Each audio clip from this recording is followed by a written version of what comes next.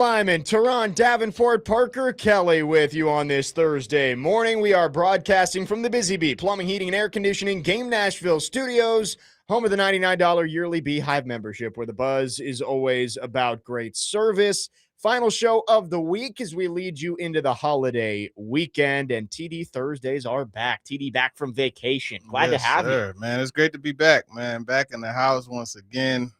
Here, ready to rock and roll, man. Double duty today. I got to come back later tonight, and we're going to do the ESPN Sirius Radio from 9 to 12. So awesome. We jumping right back, right in the pool. You know what I mean? We don't play around. That's how it always goes when you get back from vacation. There's no time to, readjust. It's just hit the ground running. Just go. Yeah. You have a good trip?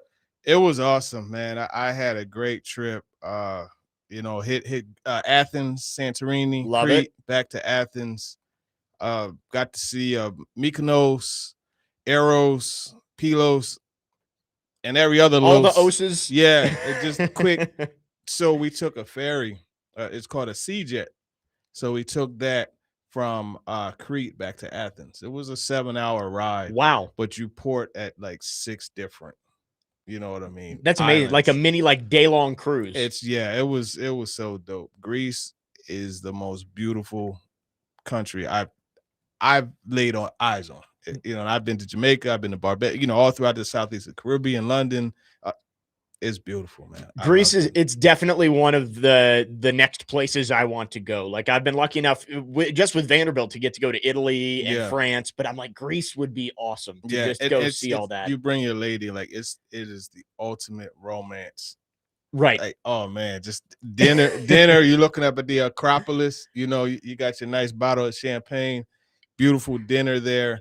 You're looking up at the Acropolis and you see the sunset. Unbelievable. Amazing. Unbelievable. Well, we're glad you had a good time. We're glad to have you back. We've got a loaded show today, talking Titans, lots to catch up on. But have to lead off the show with the U.S. men's national team last night. Did you watch the game? I did. I watched some of it at the airport in Boston on the way back, and those officials, they need to get it together, man. I mean, that was not horrible. a red card, man. It's incidental contact. This happened. That's the exact phrase for it. Actually, look, they're showing it right here. It's clearly not malicious. You know what I mean? You guys both have a right to the ball, and it's incidental, man. And for him to not be there for next round of 16 against Belgium, it's a mess. And Belgium has a good team. You know what I mean? They have a good – they're not the same as they were 10 years ago or whatever, but they have a good team. No, they do. And they had a ridiculous comeback. I think I saw the first team ever to trail by 2 in the final 5 minutes of regulation and come back and win. They beat Senegal yesterday. But no, you're right. I understand based on the letter of the law that they've been explaining that it endangered the opponent. But there was no malice. They got tangled up and his foot just so happened to come down where the Bosnia player's ankle twisted underneath it.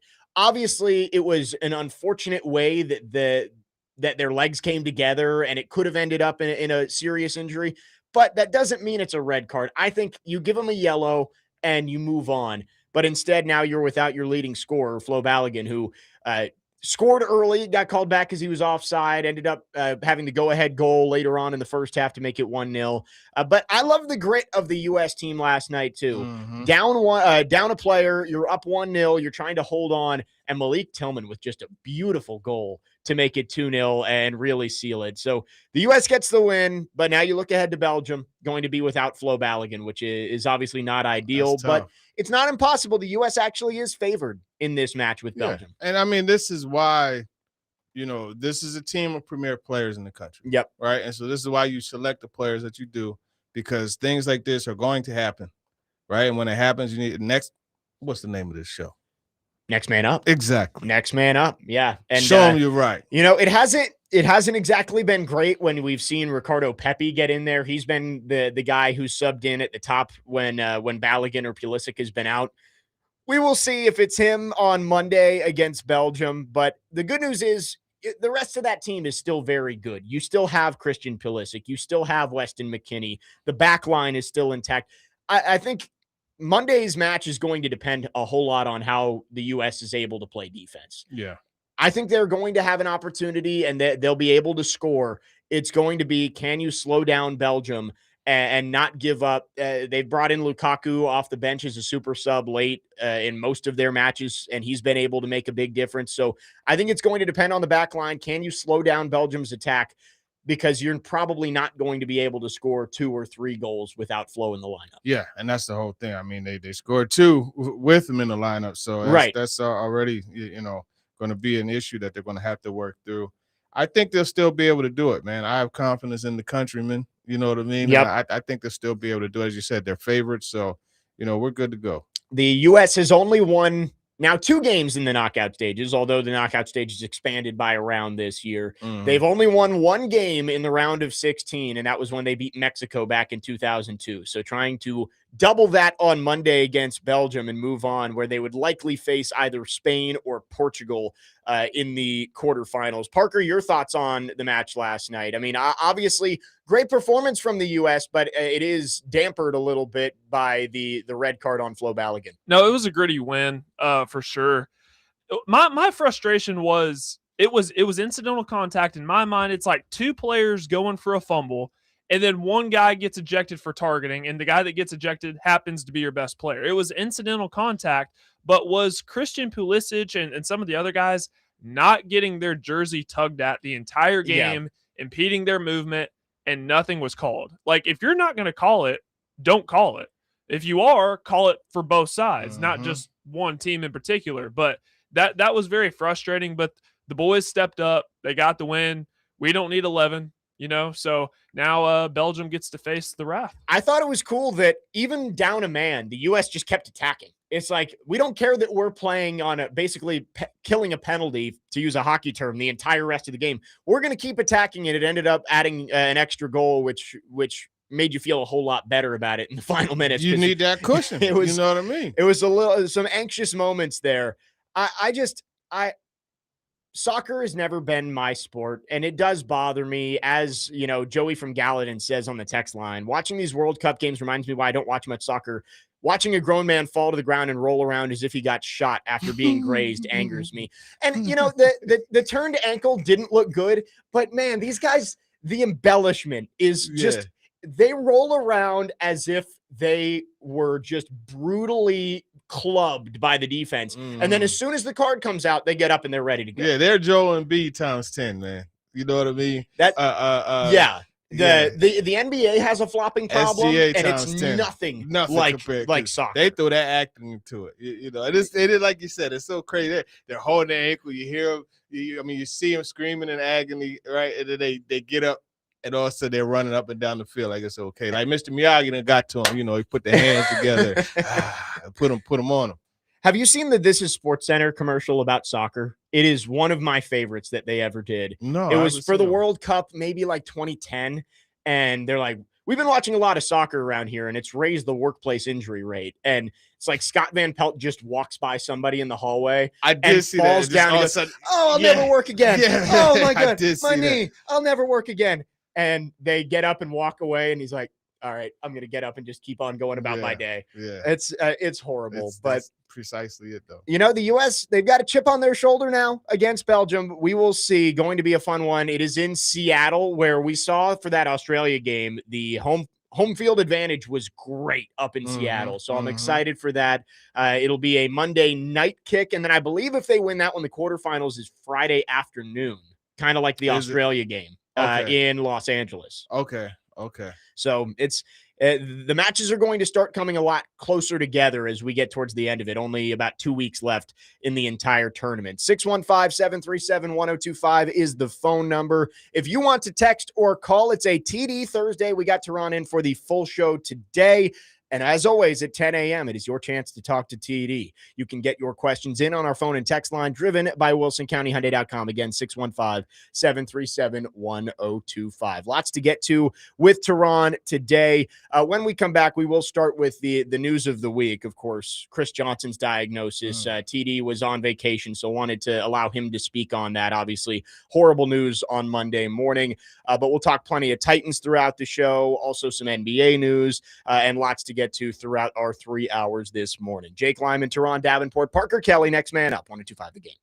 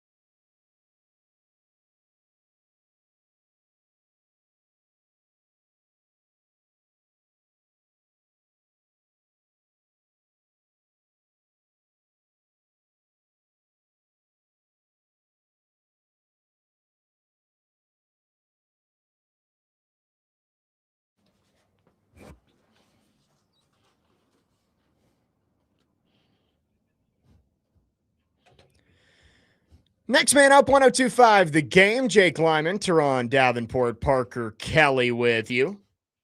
It's a TD Thursday.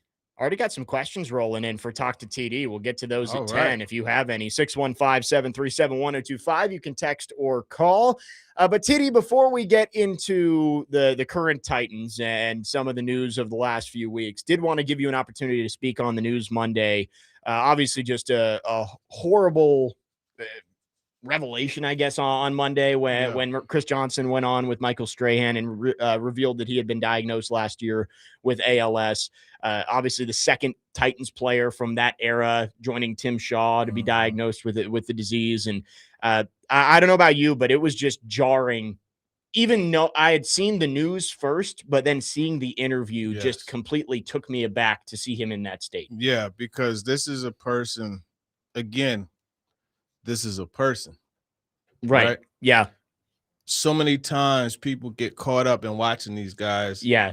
And it's just lost on a lot of people. It's like they're a character instead of an actual human being. Yeah. Exactly.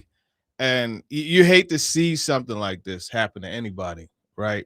But you got to remember this is a person, and so many people, that have watched the Titans growing up or whatnot, or even back in that day, Chris Johnson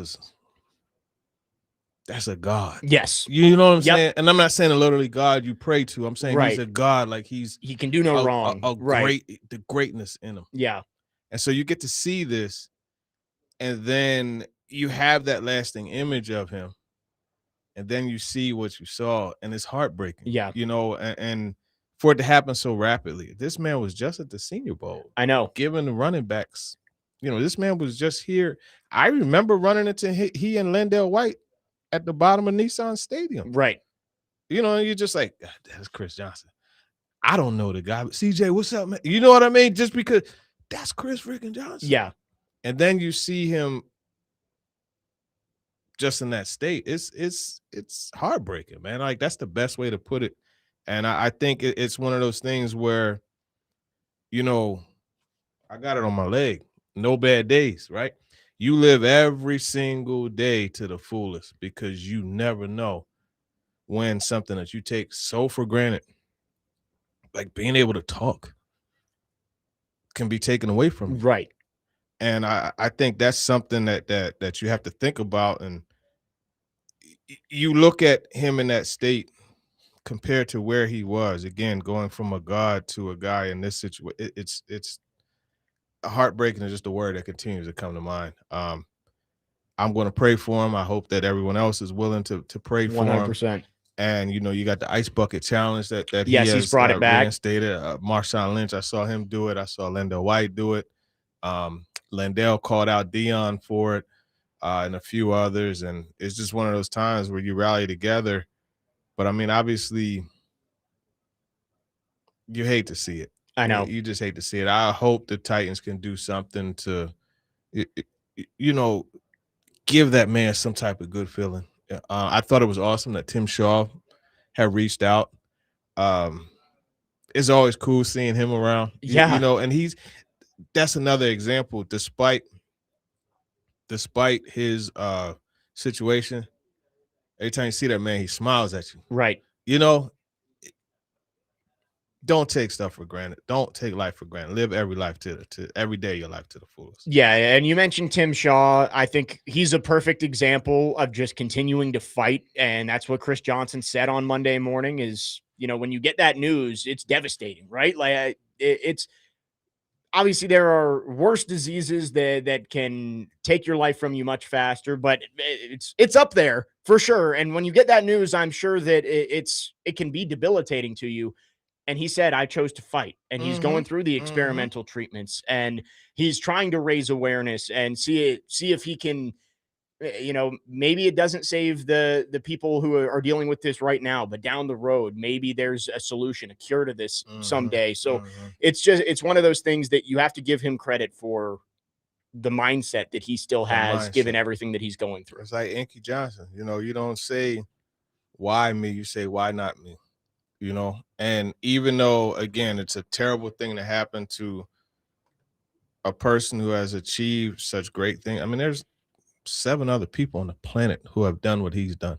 Yeah. And no one has ever had more scrimmage yards in a season than him. Greatness. Right there. He's achieved it. Right. And now he's in this situation. But, he chose to fight. And it's one of those things where, one thing I've learned is you always learn from your own mistakes, your own experiences. Yeah. And situations, but you also learn from someone else's. Right. Right. And what you could learn from his situation is that no matter what, you fight. Yep. You don't give up, you fight. And that's something that, especially with last month being men's health, mental health awareness month. Imagine the mindset. Imagine what's going through. This man was told he has months to live. Yes. I mean, it just January. It's July. Yeah. Well, it was June at the time.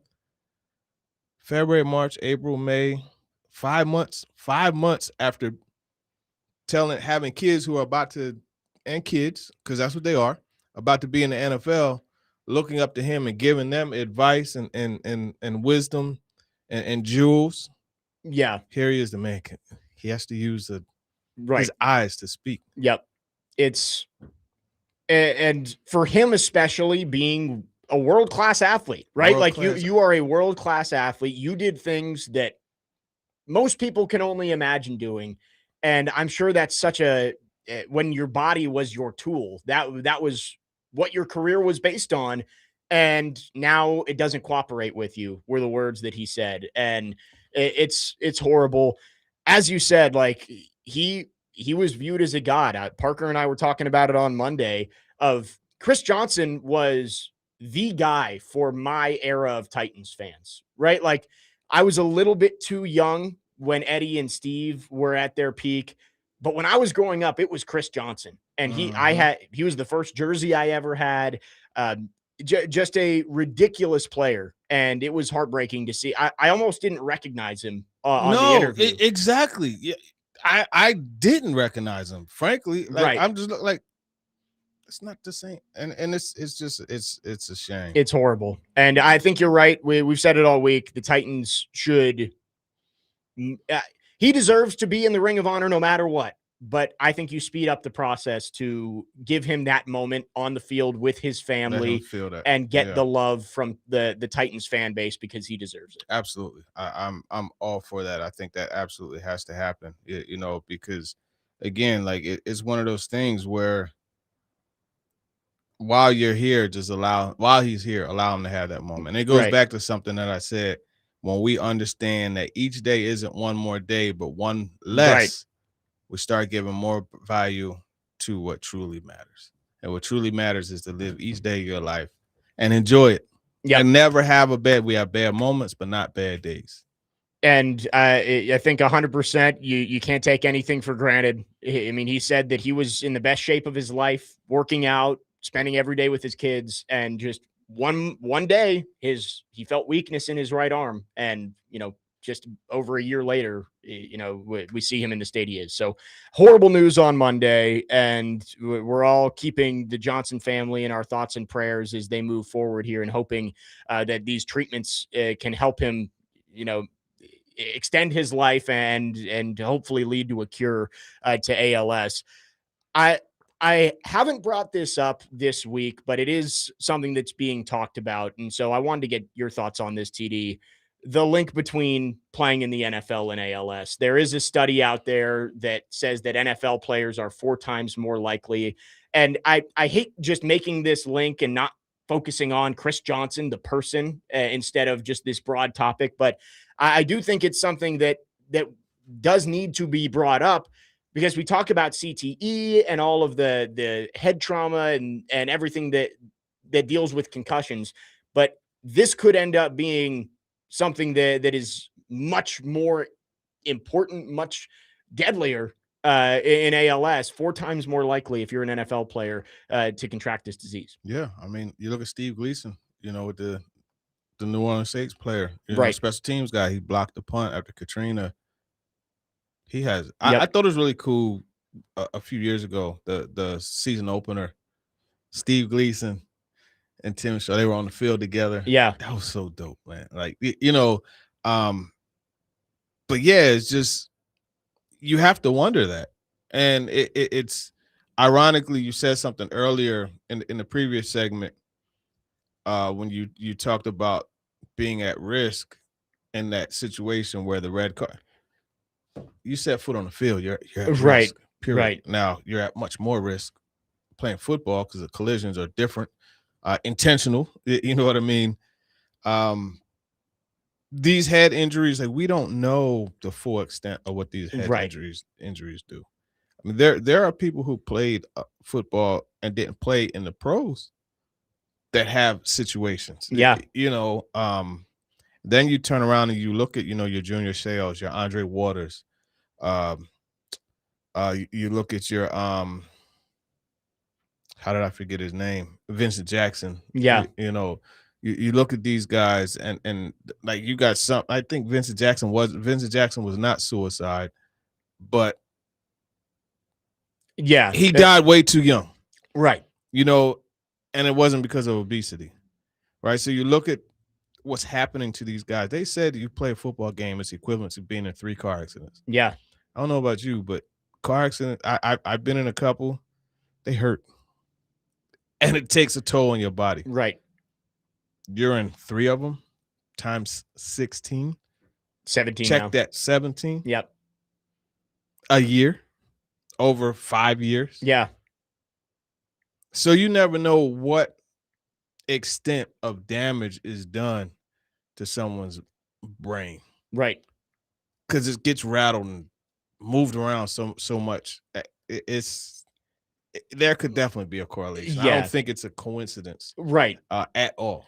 And, you know, I think you look and you say, obviously, the athletes who are being diagnosed with ALS, they are going to be much more high profile. We're going to hear about them, right? You're not hearing about just the average everyday person who is diagnosed with ALS. But the study, I'm forgetting who did it. I think it was a peer research paper that did this study and said if you play football, you're 4 times more likely to be diagnosed with ALS. And, you know, that still may not be a super high risk, but it's just another issue that we're dealing with the safety of the players. Yeah, right. Exactly. And, you know, to your point, you know, when it's a Steve Gleason, when it's a Tim Shaw, when it's Chris Johnson, it is much more right. It's publicized. But what about the slightly above average people who play football in college? Right. That have conditions. Yep. Right. This guy named Eric LeGrand. He played for Rutgers, right? Look the story up. He played for Rutgers. He got into a collision on the field, paralyzed. Yeah. No one really talks about him, but this man he's paralyzed. He's wheelchair bound for the rest of his life. Yeah. I mean, there's so many situations. Look at Anthony Poindexter, who played. Now he didn't get paralyzed, but he broke his neck, and he was in a bad situation for quite some time. Ryan Never got to go Shazier. to the Ryan Shazier. There's some Ryan. That's a great example. Yeah. You know, and there are so many cases of people who have, you know, played a lot of football and had situations. I have a friend that, you know, I played in school with. Yeah. He ain't right. I mean, yeah, you look even the ones that aren't fatal, right? Like we talk about some of the players who have committed suicide, CTE. Yeah. But look at like Antonio Brown and Chandler Jones. Like you can 100% tell that something is wrong. Something's not right. And I think you can only correlate that with the hits that they took playing in the NFL. Yeah. As I know, Paul was on yesterday with Robbie and Joe, and they had this conversation about the NFL is always going to try and CYA, cover your ass. And it's like they're trying to brush all of this correlation with the dangers of playing football under the rug. But I mean, when more of this comes out, and I'm sure this isn't the end of this, ALS, I'm sure, isn't the only disease that you are more likely to get playing football, and all the neurological impacts that come with this. So even just something as simple as arthritis, man. Right. I got arthritis developing in my hip. I'm fit. I'll be 50 years old on July 5th, by the way. There you go. Happy early birthday. Thank you. But I mean, and again, like, I'm not somebody that went to the league. Right. You know what I mean? I played up through college. Yeah. The arthritis developing in my hip. Yeah. You know, so it's even, and that's not to make it about me, but it's just to point out how even minimal Yeah. side effects that come from playing that sport. You know what I mean? Yeah. It's such a violent sport, and really nothing else compares. Like, I know hockey is violent too, and there are issues with hockey as well, but there's not hitting on every single play. Yeah. Like these offensive and defensive linemen are running into each other literally 50 times a game on each side of the ball. And so there's nothing like it. And I think we're going to keep learning more, and it's going to be up to the NFL to continue to try and make it as safe as possible. We're seeing guardian caps are standard practice during practices, at least, and players are starting to wear them during games. I think you're going to start seeing more and more put forward to try and make this game as safe as possible. Yeah. And they've actually come up with guardian mouthpieces also.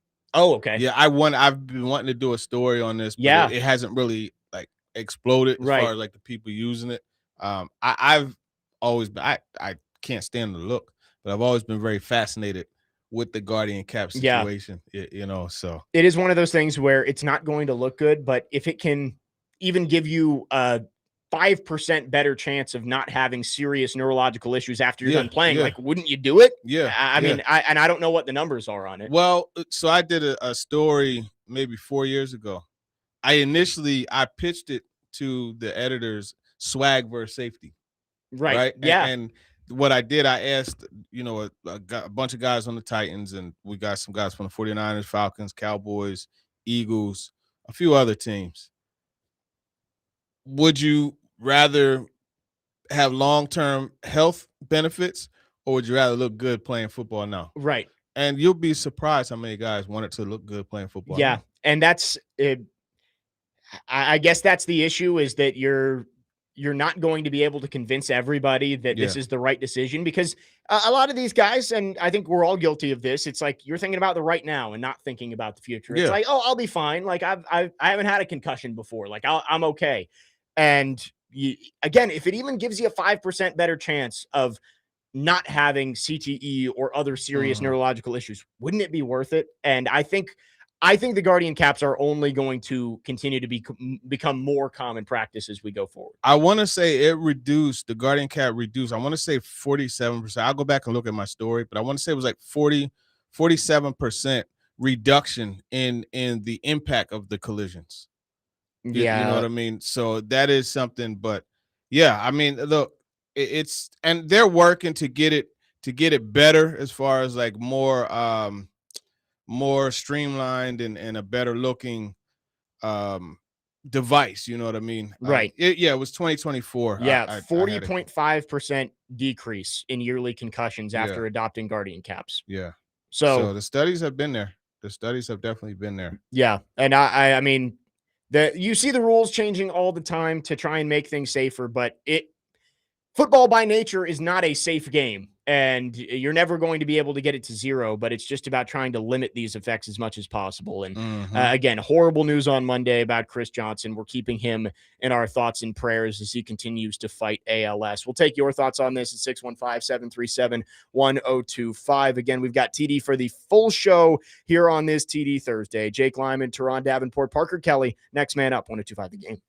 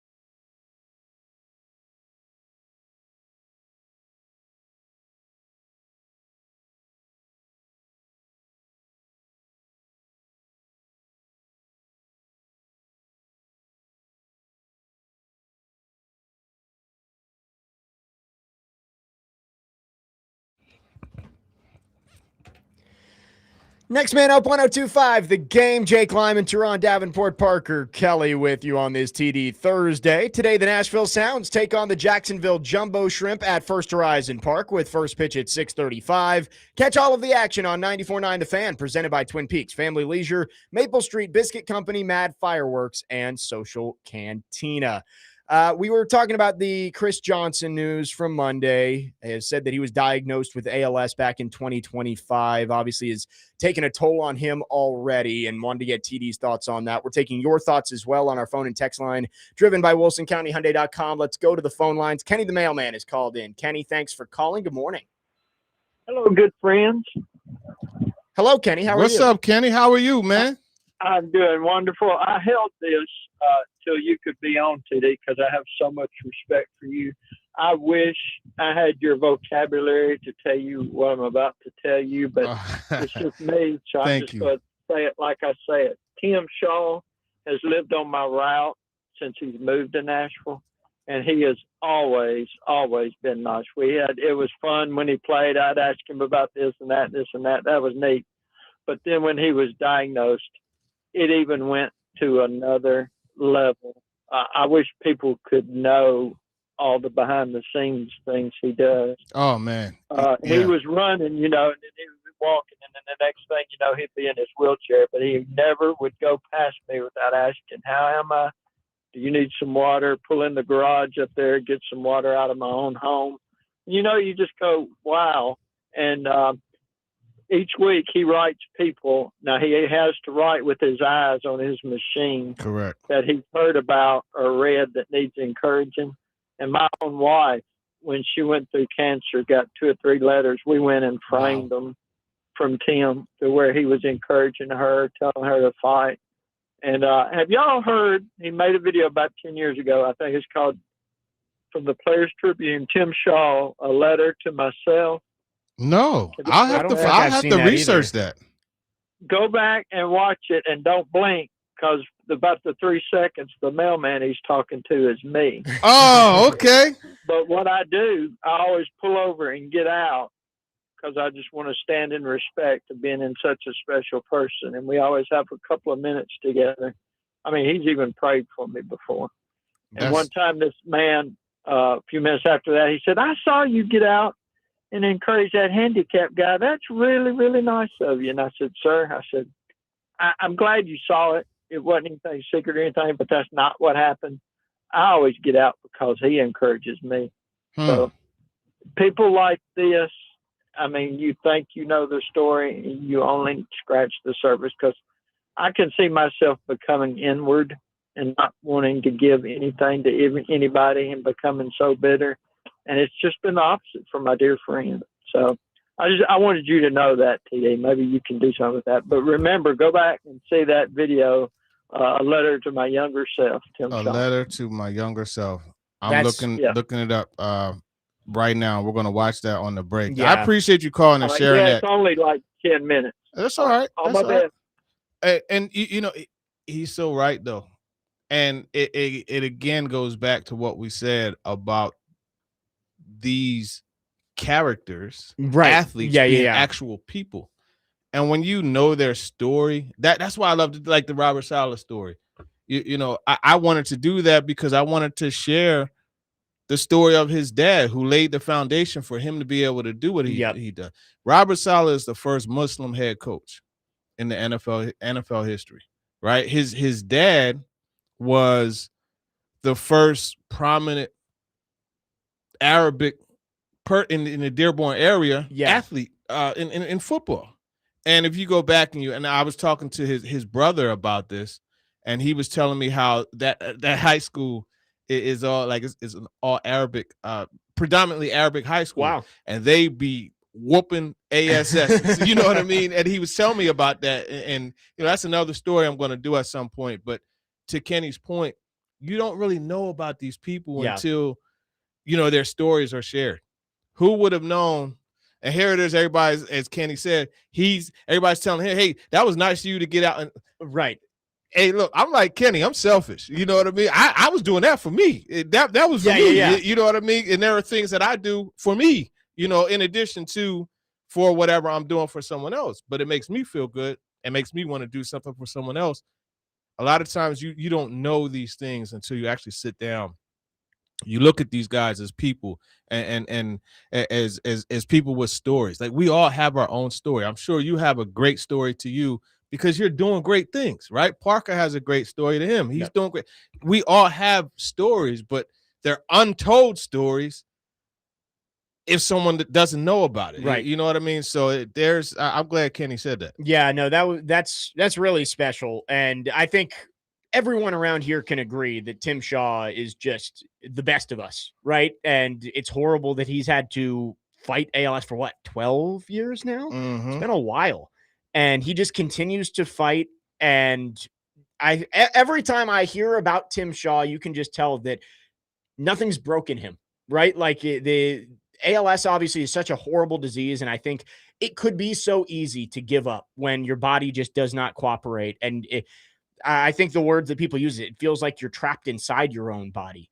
And Tim Shaw just continues to encourage other people. He continues to fight. And so I appreciate Kenny calling in and sharing that story. We're all rooting for Tim Shaw and Chris Johnson as they continue to fight against ALS. 615-737-1025 is the phone number. We'll take any more thoughts that you have on the phone and text line, driven by WilsonCountyHyundai.com. Again, your chance to talk to TD is coming up at 10, so get your questions in on our phone and text line. And our TD Thursdays are presented by Bart Durham Injury Law. Jake Lyman, Turron Davenport, Parker Kelly, next man up on 102.5 The Game.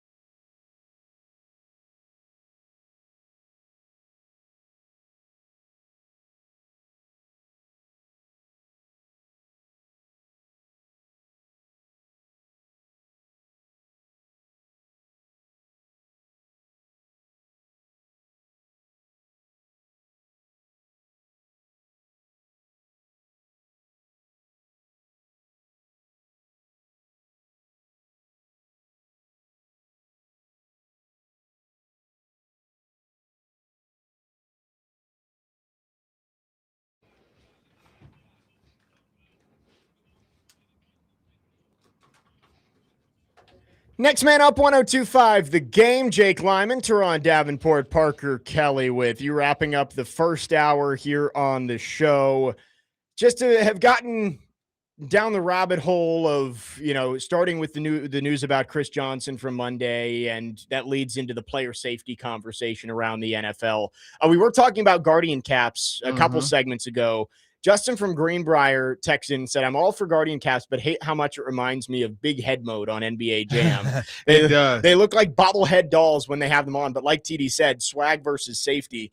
I do wonder, and, I don't know if Chris Johnson and his news and his diagnosis is going to be enough to completely change the way people think about it, but I do think it has to be a wake-up call for some people that, like, hey, it's not just CTE that you're risking when you go out there, right? Like, that's obviously the big buzzword that we've heard over the last decade of, CTE, that's the risk when you go out and play football. But there's clearly much more than that on a neurological level. And I do wonder if you start to see more and more players taking this more seriously and saying, yeah, my pictures for Instagram may not look as cool when I post, but I'm going to have a better chance of my brain being safe long-term if I wear this Guardian. Right. And here's the thing. It's not reduced to just Guardian caps now.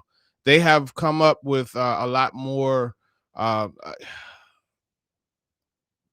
There's, I think it's tight ends, linebackers, running backs, and quarterbacks.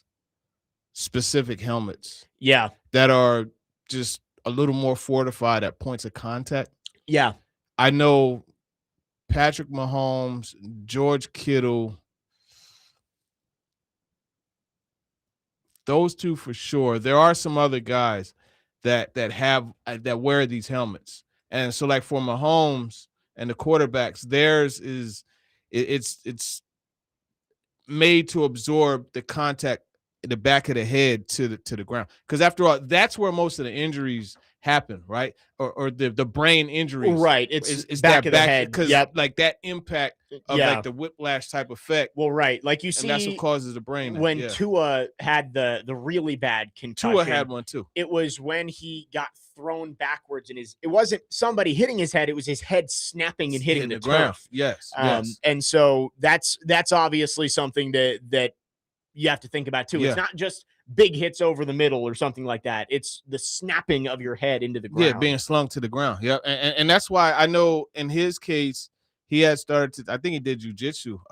My guy, Marcel Louis Jacques, did a story on that where he did jujitsu to try to teach himself how to fall with less contact. Yeah, you know what I mean. Right. And that was something that he did, and I don't believe he had a concussion that year, but and it's crazy to say, hey, like that's great. He didn't have a concussion a year. But yeah. How much better would it be to say he didn't have a concussion at all? But it is what it is. But yeah, I mean, I think it's, is it shut? I'm gonna find it. I'll find it. But it was recently approved. So these are the equivalent of Guardian caps. And so some of the guys, I think like James Prochet had it last year.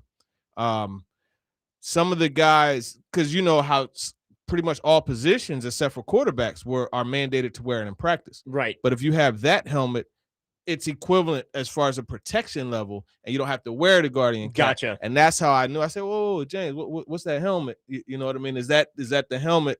And he was like, "Yeah," and because I saw him not having to wear the Guardian cap, so he's right though. It definitely takes away from your swag. Like you look at who had Tajay Spears? Yeah, well, Josh Wiley had one. Is too. it Romeo Dobbs who wears? Yeah, you know what though? You know what I love, and thank you, Romeo, for wearing it and being a star player, because every single time the Packers were playing primetime and now the Eagles, and he does something, that story gets like 5,000 to 10,000 additional. Yeah, pages. that is true. I mean? Everybody looks it up. Yeah. And it is funny because a lot of the helmet testing that goes on actually happens at Virginia Tech.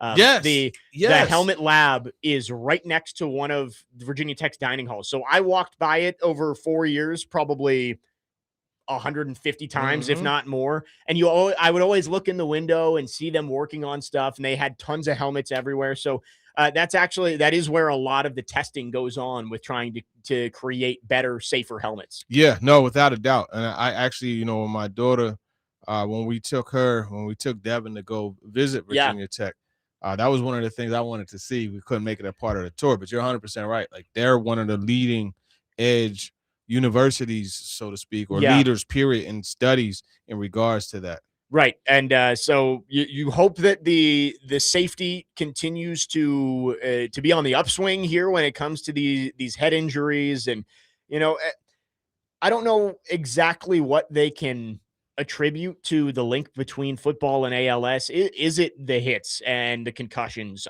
No one really knows, but there's clearly a link there when it comes to playing football with ALS. And horrible news again on Monday, as we saw Chris Johnson was diagnosed. So there's 4 companies. There's a Vices, 02 and 02 Matrix. Okay. The 02 Matrix, I remember that. That's the Guardian Mahomes, Cap-esque one. These 4. Okay, that I'm gotcha. that I'm about to. The Shut, which I said, the F7 VTD. There's a Zenith Loop, and there's a Rydell Speed Flex Precision. Okay. I know there's one that is coming out. It may have come out. I saw it at the combine, and it's a super light helmet. Yep. And it actually has like an opening, so you could kind of like go right in and service the green dot. Yeah. You know, the mic, the relay there. But that is the helmet, and in some cases, it is said to be safer than the Guardian Cap. Wow.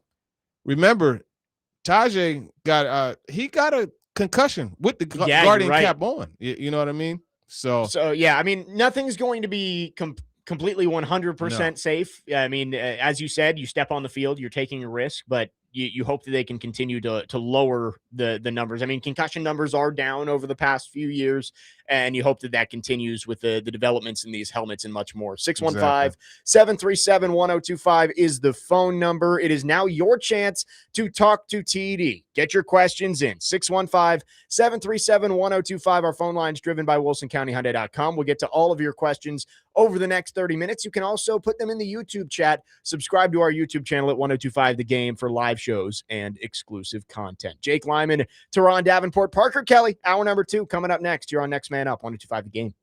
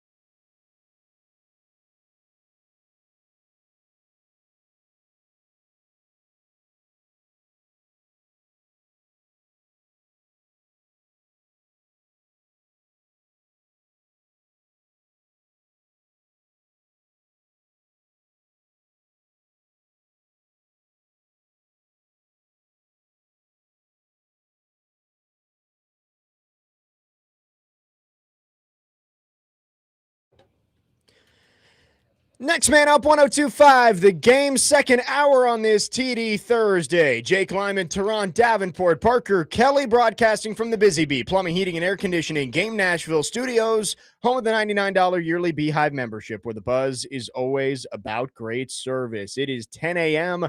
on a TD Thursday, which means it is your chance to talk to TD. Get your questions in. Anything you have for Turron, Titans related, sports, any sports related, music related, we'll take it all on our phone and text line driven by WilsonCountyHonda.com, 615-737-1025, or on the YouTube chat at 1025 the game.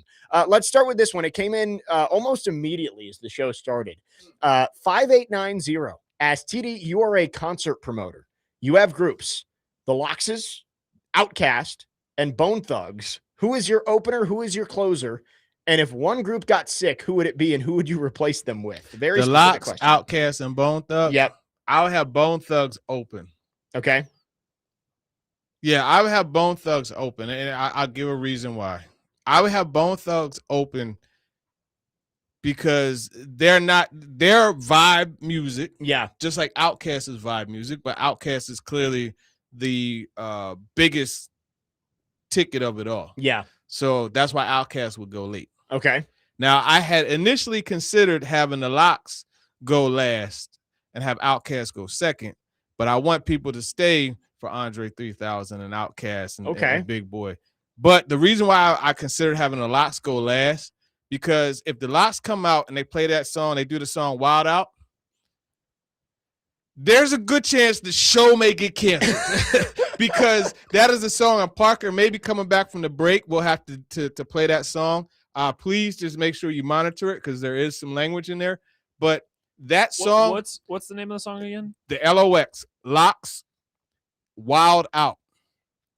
They have a lot of songs. So you know DMX.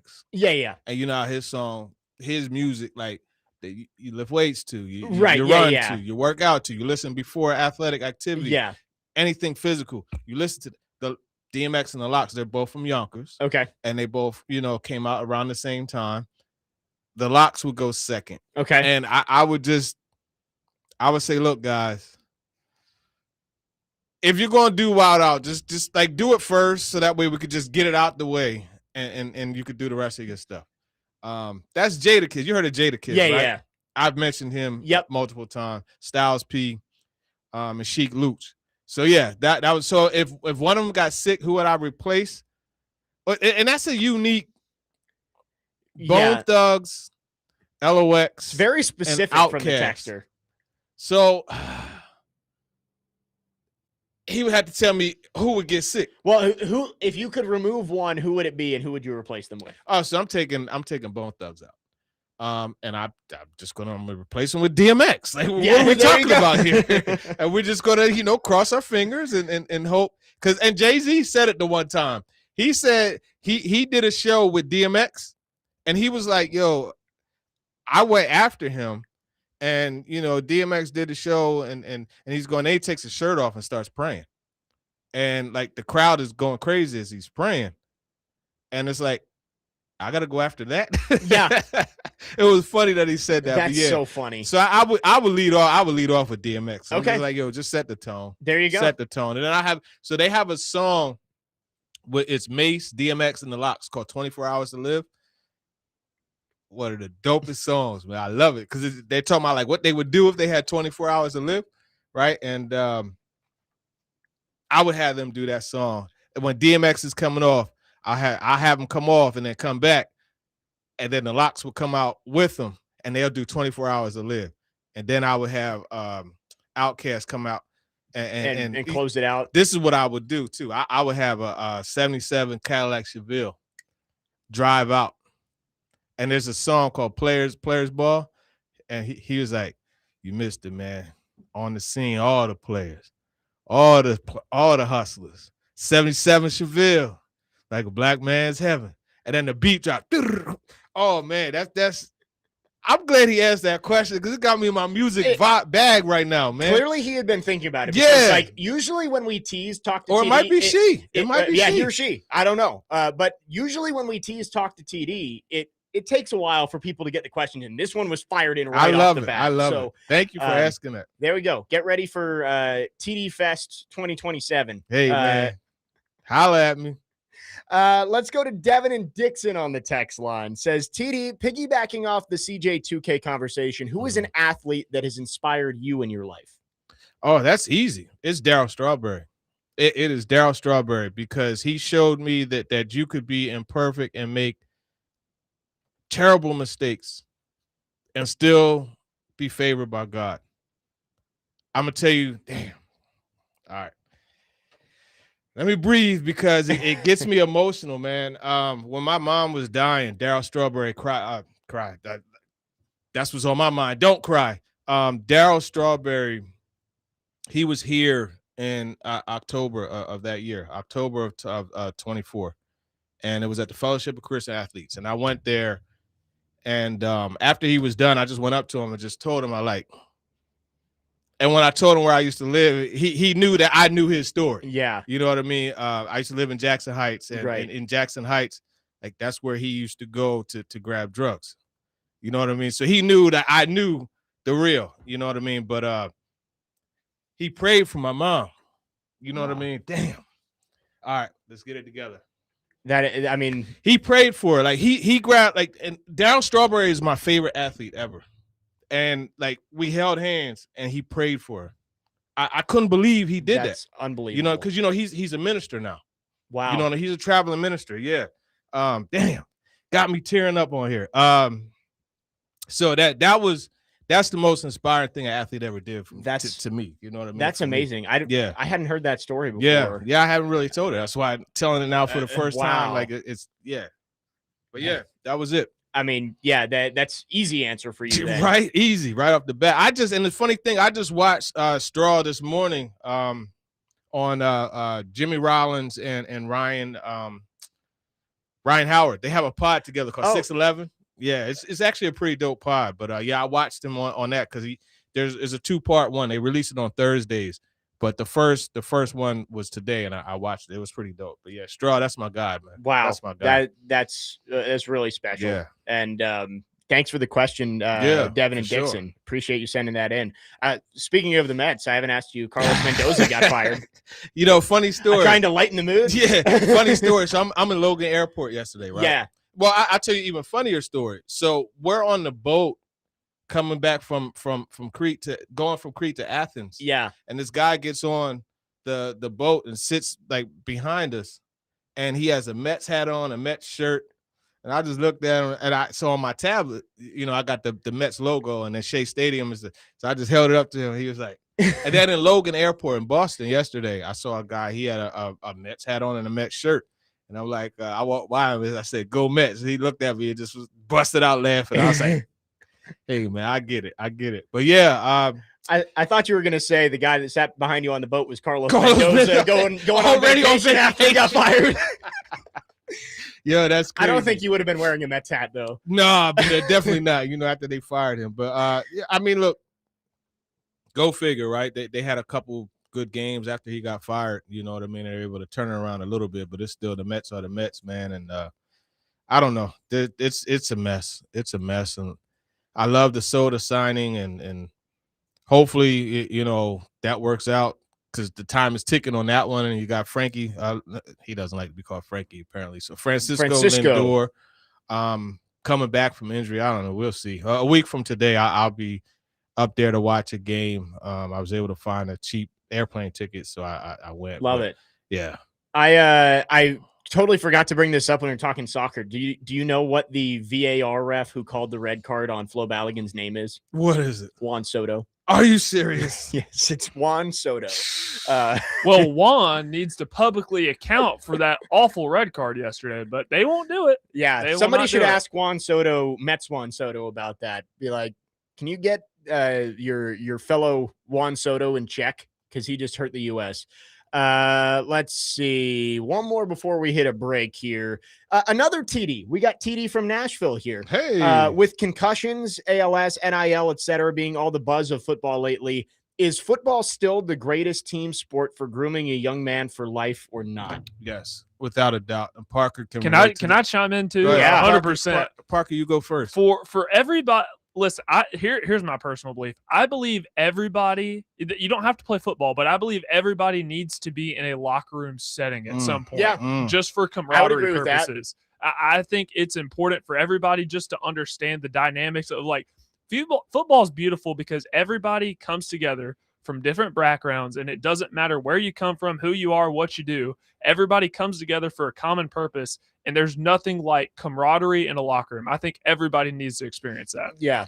Excellent point. And it is something that when you look at it, it's so funny because having that common goal, despite differences, whether it's economic, social, now all that is thrown out the door Right. when you're in that huddle together. One common goal. And I've mentioned this before, my guy Emery Hunt, Gene Clemens, Brandon Howard, Chris James, footballgameplan.com, we all came together and we did a 2-book series, Football Love Story and What Did Football Teach Me? And Ronnie Lott, I'll never forget the commercial that he did for us for that book. And he talked about the huddle. And he talked about how, no matter what you look like, where you came from, in that huddle, it's all together with one goal, as Parker said, and one interest. And if anybody tries to get into that huddle, it's trouble. Yeah. And that's the thing. But even to the point with Chris Johnson, when we were talking about him, Yeah. the ability to fall continuously, get back up and fight. There's a grit. It's just like an attitude that you get from playing football. I don't think you're completely right mentally. If you love the game, it just is what it is, right? But I think there's just an attitude and then understanding the importance of teamwork. And I think just in any sport, especially team sport, I think you transfer that to any walk of life. And you just understand the importance of teamwork. Together, each achieves more, right? You understand the teamwork of hey, I got your back, you got my back. We're going to go back to back, face the world and protect each other. You know what I mean? I got the front, you got the back. It's the ones who attack. Hey, listen, that's what it is. That's what it is. And I don't think there's a sport in the world that teaches you more about life than football. Yeah. No, I could agree with that. I only played 1 year of tackle football when I was in 6th grade because I was like 90 pounds soaking wet until I was in high school. But it's one of my biggest regrets is that I didn't keep playing. It was a really fun year that I had. And I just, I was like, I don't want to keep playing the next year. And I always look back and I'm like, man, that was stupid of me. I wish I had kept playing. Hey, sometimes that's how it is, man. Funny story real quick. From what the podcast, the Ryan Howard and Jimmy Rollins, when they asked Daryl, they say, you were a very athletic person, obviously, whatever. And they said, did you play any other sports? And what was it that made you want to play baseball? And he said, man, I was a quarterback 10th grade year, and I took a blindside hit. He said, I took my helmet and jersey off and left it on the field and said, I'm playing baseball. You wouldn't believe how many baseball players were like star football players. And they just chose to go a different direction. But when I called summer league baseball, and 2 of the best players on the team I called were both superstar high school quarterbacks. Really? One of them played in a state championship game against Jalen Suggs, was the opposing team's quarterback. And they faced off. One of them, name's Jack Stile. I don't think he ended up making it to the pros, but he was a really good college baseball player. And then, of course, Jalen Suggs plays in the NBA now. So it just shows you that even the best athletes in other sports, really good football players. Funny story, getting back to Darryl Strawberry, his senior year at Crenshaw High, you know who was the key player on the championship team that he lost to? I don't. John Elway. Really? Yeah. Wow. Because John Yeah, Elway, John he Elway, got drafted by the well, Yankees. that was why Yeah. he was leveraging baseball against the Colts, and that's why they traded him. Yeah. Yep. But even the Oklahoma drill, you lay down helmet to helmet, you got to get up and you crash into each other. Yeah. That drill has made a lot of football players change to basketball. Yeah. I've seen it.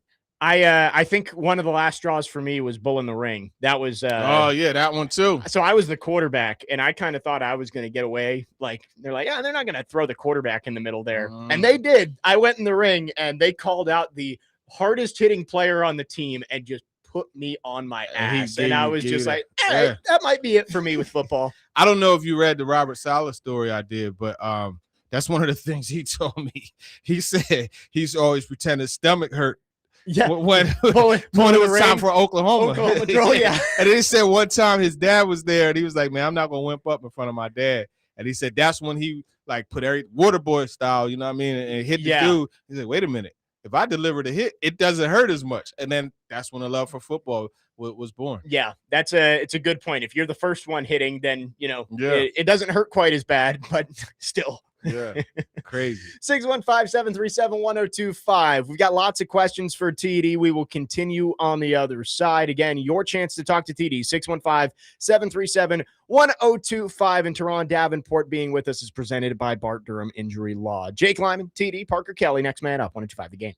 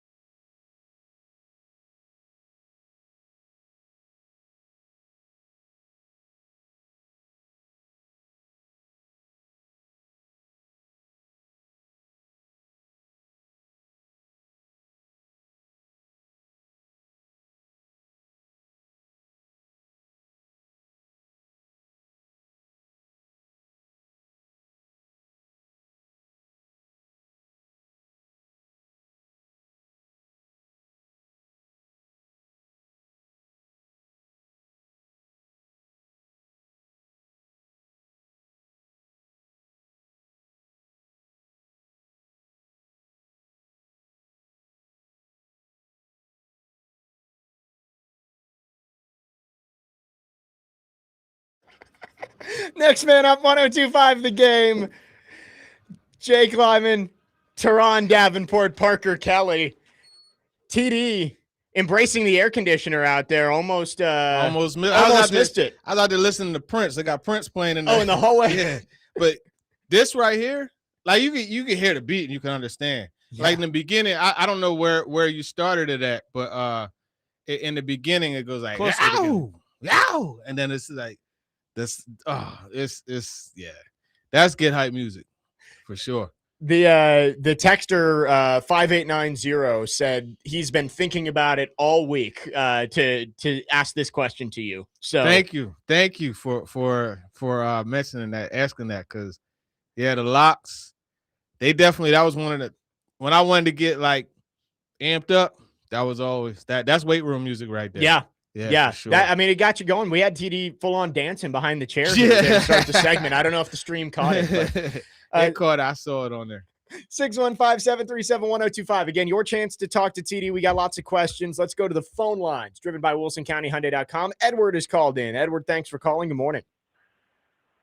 Hey, guys. Can you hear me? Got you. What's up, Edward? How you doing, man? Hey, buddy. Not bad at all. Out here running over the MTSU. It's the scorcher. Daryl Strawberry. I think he was a rookie. I collect baseball cards. I think he was a rookie in '84. I still have that Topps card. There's just something about that year, that Mattingly came in. Yes. I'm a Yankees fan. But it was, you're right, Daryl Strawberry, stand-up guy, gone through a lot of adversity in his life. Exactly. But that's not why I called in. I wanted to get your take on journalism in general. Okay. Does journalism at universities, I'm not sure where you went to school, but does journalism in general now teach activism over journalism? And let me explain what I mean. You have an issue with the owner? Well, it's got to be because she's a woman. No, it's not. It's a lack of good sound decisions, in my opinion. Look at all the players that have left and gone on and excelled at other teams for 2 or 3 years. Kevin Byard, he contributed to the Bears season this past year. Okay? Maybe showing a little bit more interest. You've heard of the good, the bad, and the ugly. Well, you can't just show up for the good. There have been some great women owners out there. Let's just talk about them. Marge Schott, Cincinnati Reds. Man. Jeannie Buss. We see what she's doing with the Lakers. What about the first African-American woman in major leagues to own a team? San Diego Padres, they've been making the playoffs, haven't they? So I just would like to get your thought, because there's one guy on the station there that you bring up the owner, and he said, well, he's probably saying that because she's a woman. No. And the one thing that surprised me in a little research that I did, how many women, or how many in general owners of the NFL do not live in their town where their team is?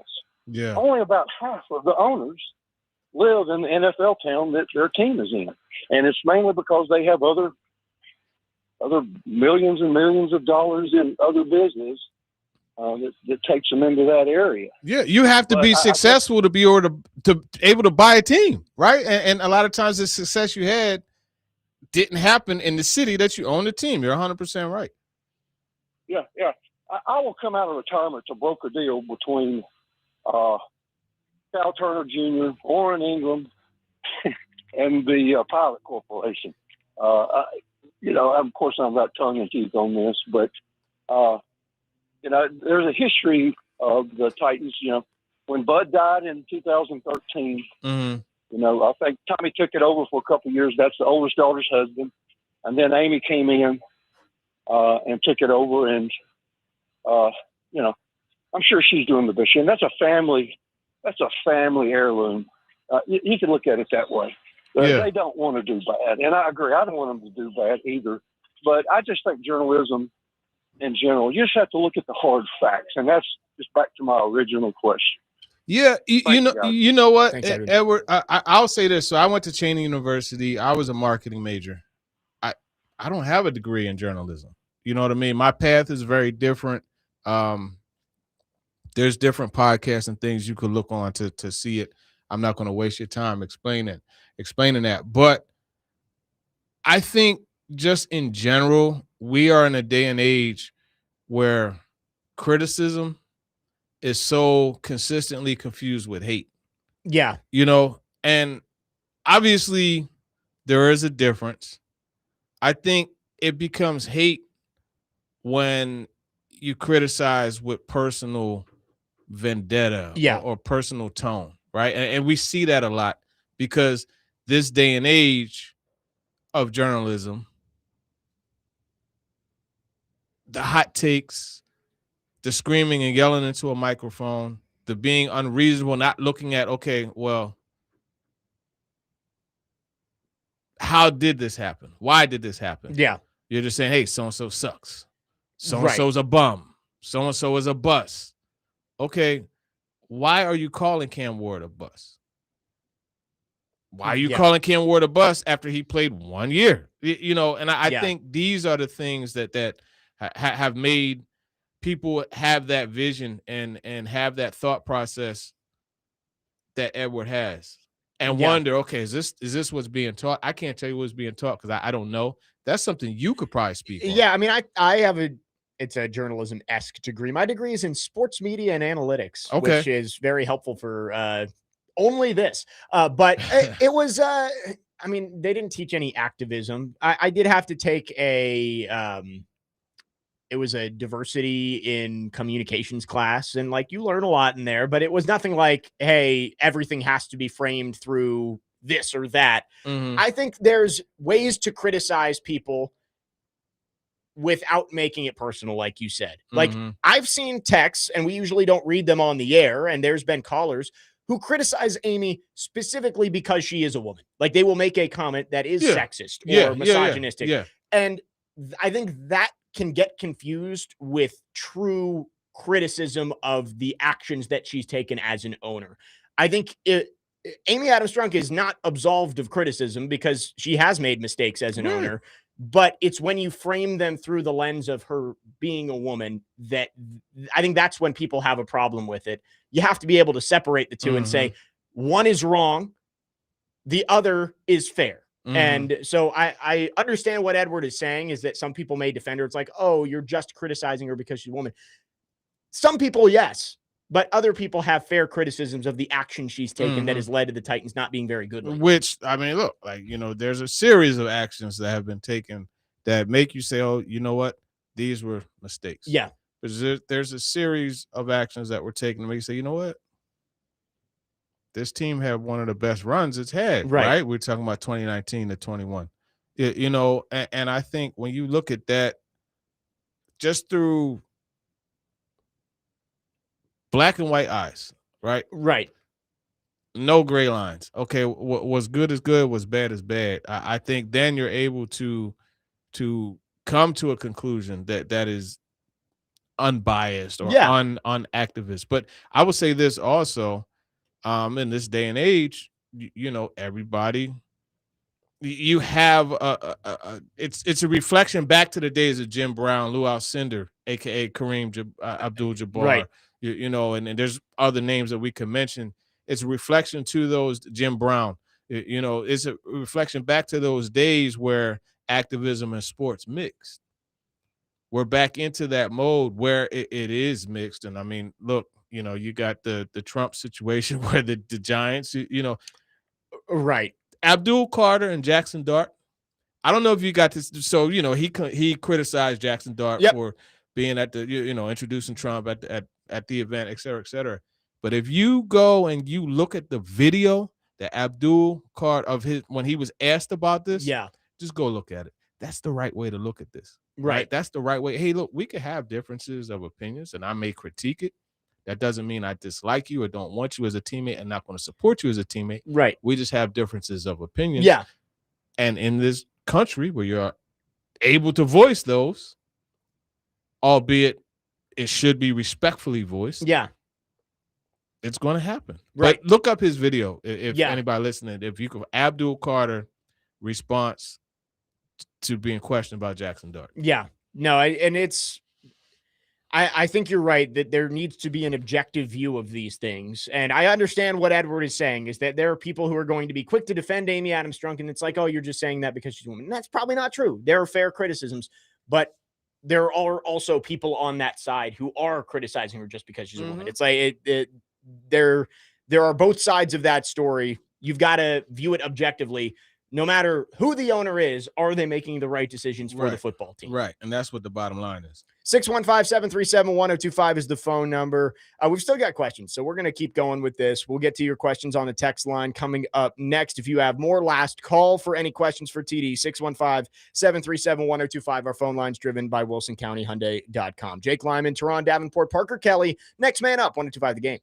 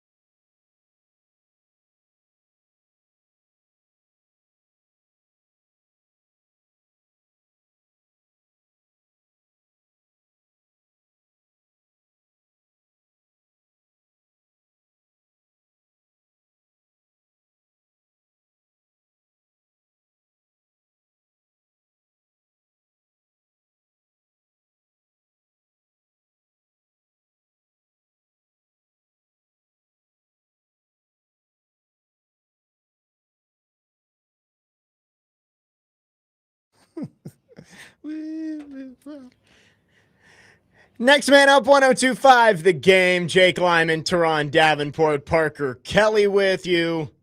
All of our football offseason coverage on 102.5 The Game is presented by Tennessee Brewworks, finely tuned craft beer for finely tuned fans, and Parman Tractor and Equipment, providing totally outrageous customer service. Visit parmantractor.com. We are extending Talk to TD for just a couple more minutes. I've got a couple of questions left. We have a Titans-specific question for the first time here. TD, I'll change the phrasing on this question. Steven asks, who will be running back 4?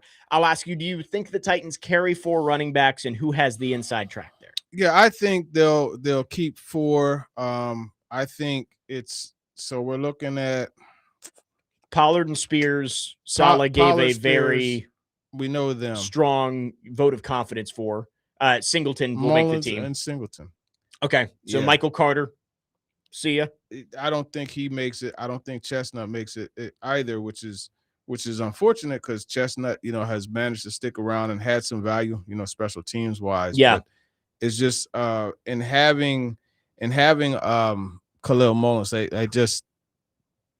the same in essence. Yeah. Guys that you can use on short yardage that will also double up as special teamers. They're the same. Mullins was a draft pick. Chestnut wasn't. Yep. And I think you've seen enough of Julius Chestnut. He's been here for a long time. Mm-hmm. You know what he is. With Mullins, I think there's at least a chance that he could improve.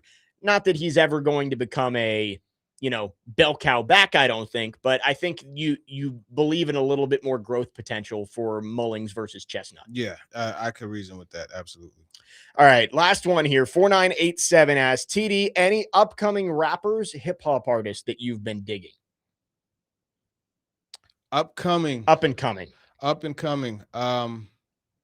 Conway the Machine. I like him. I like him a lot, actually. I haven't really dabbled in too much of the other. Our guy MCD.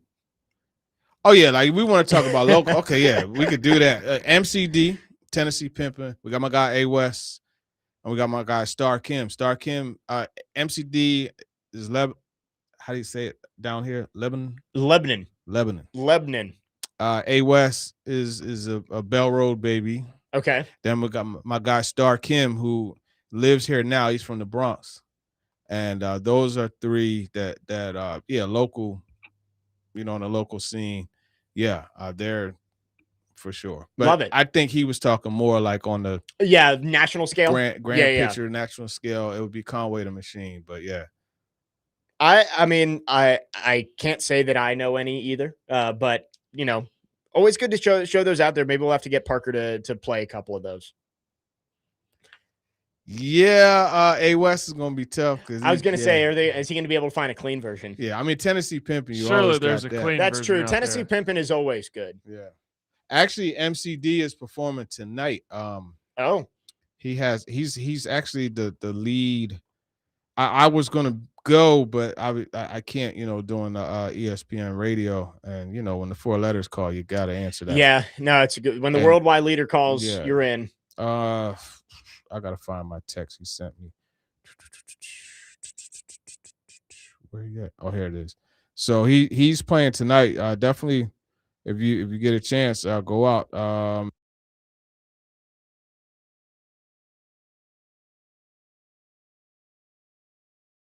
Yeah, the Basement in East Nashville. I'm assuming that is. The show starts at 7:30. Doors open at 6:30. So check it out. If you go to his IG, you could, or his, you could find it. We're continuing our campaign for Tennessee Pimpin' to replace Ring of Fire as the touchdown song. Man, Cam Ward giving the Zombieland to Tennessee Pimpin'. That would be dope. I'm in for that. Caleb on the YouTube chat. This is where we're going to go in the next segment. He asked thoughts on the highway robbery of Jaylen Brown from the Celtics to the Sixers last night. That was kind of a stunning trade. Yeah. I just don't know. Is that good for either team? Well, you got a couple of very nice 2-way players, in Maxey and Brown. Brown and Embiid are going to have to figure out a way to squash the drama that they've had over the last couple of years. can you believe in Joel Embiid to actually play basketball? Like, he hasn't For a played full more than season? 40 No. games in the last 3 years. I mean, a He big has man. bones of glass. A big man came into the league with bad feet. Like, that's never going to be a good situation. Like, it's a good situation, but it's never going to be a perfect situation. Yeah. To me, the picks, like, they gotta be pairing it to trade for somebody else. But I gotta ask this though: Jason Tatum hasn't said a thing. Yeah. And I thought, like, they were, Shaq and Kobe, Scotty and Mike. You know what I'm saying? And man, Paul George heading back the other way in that too. Like, I think that was just like a throw. Salary I don't dump. know. Yeah. It's a weird trade. I guess, you probably had to make the salaries match a little bit to keep them cap compliant. It was almost like one of those things where they had to do it. I feel like the Celtics were in a situation where they felt they had to do it, because I get it if they traded him to the Houston Rockets. Like, yeah, you face them twice? Right. But now, man, you're gonna in your own division. In your own division. Yep. Like, that's strange. Paul George and Brandon Ingram have turned into they're going to be included in every trade. It's like, oh, take Brandon Ingram. He just got traded back to the Clippers. Because Brandon Ingram, that's my homie's cousin, my homie in North Carolina. It's a shame because that dude he's talented. He is former second overall pick, right, of the Lakers, and then he was in the AD trade, which I get that. Crazy. That was 7 years ago now. I didn't even know AD was with the Wizards. Yeah, AD's on the Wizards now with Trae Young, and now they got AJ DeBounce too. But since leaving the Lakers, I want to say Brandon Ingram has played for the Pelicans. Has he played for the Hornets? He was on the Raptors most recently. I don't think he played for the Hornets. Did he play know for Brandon Miller's with the Hornets. He played for the Knicks too, right? Ingram? Did he? He did all actually over the place. He did play for the Knicks. So, actually, no. So he's only played for the Lakers, Pelicans, and Raptors. I could have sworn he got traded. I thought he played for the Knicks. Maybe he got traded and never played for them. No, I thought he. Yeah. No, I guess he was. Okay, so I was wrong. For some reason I thought he had bounced around a lot more than he did. But now he is going to be on the Clippers. He was included in that Kawhi Leonard deal. Anyway, Paul George has been all over the place.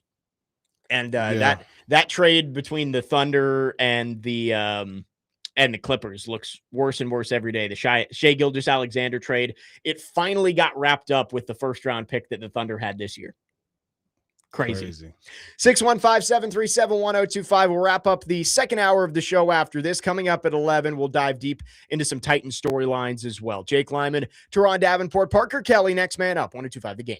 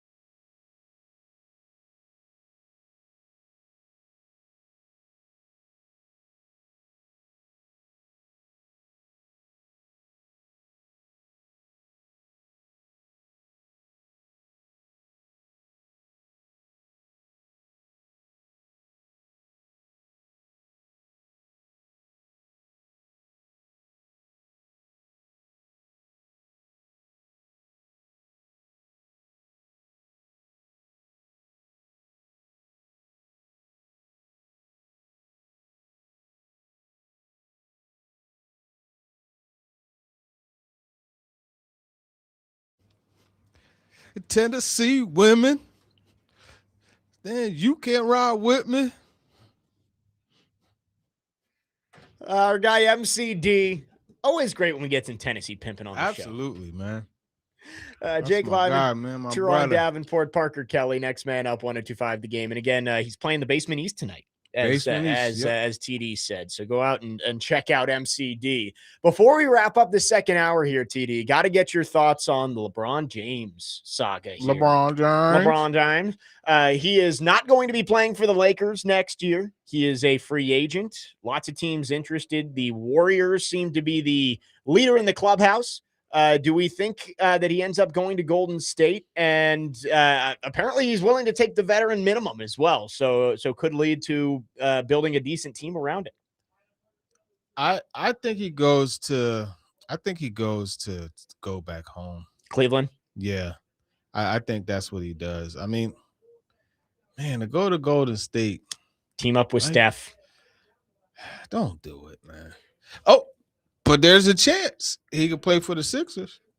Yeah. There's a chance he could play for the Sixers. Yeah. But, the Heat apparently are interested. Apparently the Wizards are interested too. Yeah. I think he goes back home, though. I think that's the move. But I love what he did. Like, he hung around for just enough for Bronny to get his $3 million. I know. Literally one day. Yeah. And his contract was guaranteed. Yeah. Dad of the year. Right? One of them. But yeah. Well, yes, one. I'm not putting myself in there. I thought of there a couple. There are plenty of other great dads out there, but making sure that your son gets a $3 million guaranteed contract, pretty nice there from LeBron James. Mm-hmm. What was I? I saw a question asked on Instagram this morning. Do the Lakers retire LeBron's jersey? That's a good question. I thought no immediately was really? I mean, he did play 8 years there and he won a championship, but just in terms of all the all-time greats who just Lakers through and through. Let me see. Is James Worthy's jersey retired? I think they might, because again, he did win a championship. He did break the all-time scoring record in a Lakers uniform. But just when I think about all the great Lakers of all time, I don't know if we're going to remember LeBron in that conversation of like great Lakers, because he made his legacy elsewhere.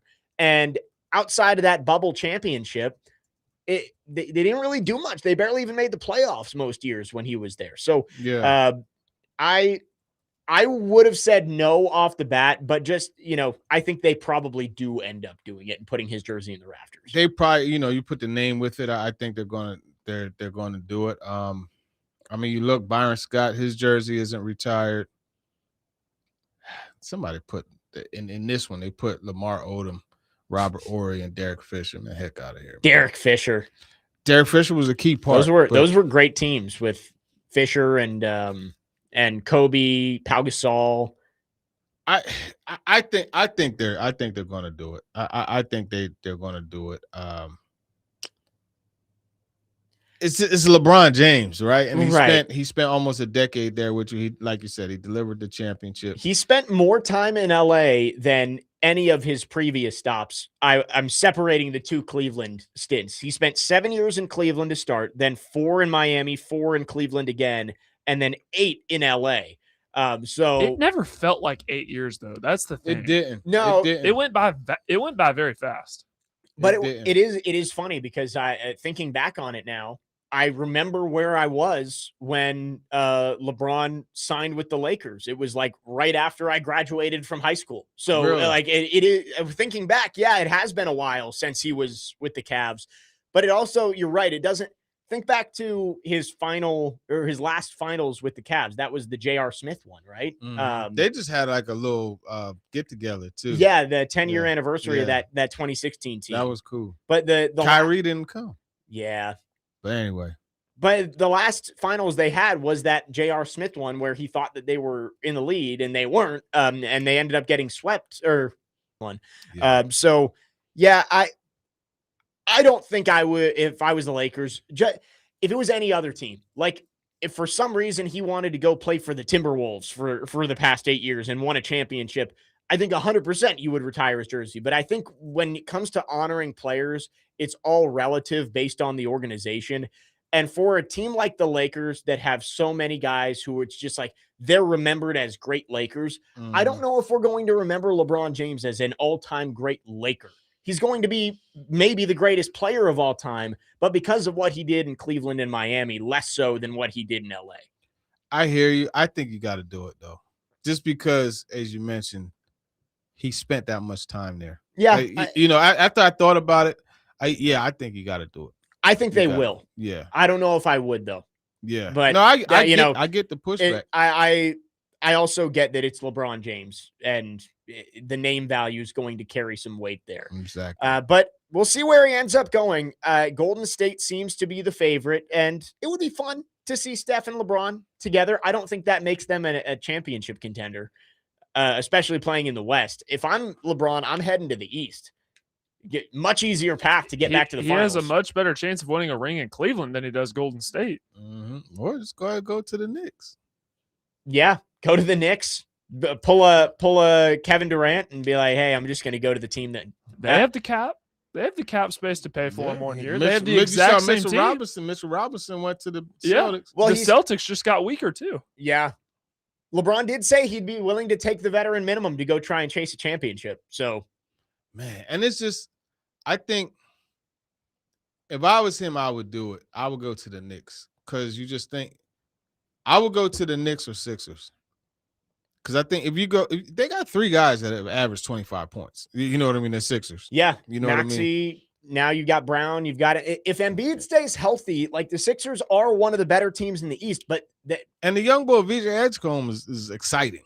Yeah. You know what I mean? I do like Edgecombe. Yeah. Yeah. So but see, you go to the Knicks and it's the aura of playing in the Garden. Playing MSG. You know what I mean? Yeah. There are a lot of options for him, and I'm sure he's going to draw it out. Do we get the decision from LeBron James at what, 30 or 41 years old? Imagine that. You talk about athletes that play football. He's one. Yeah.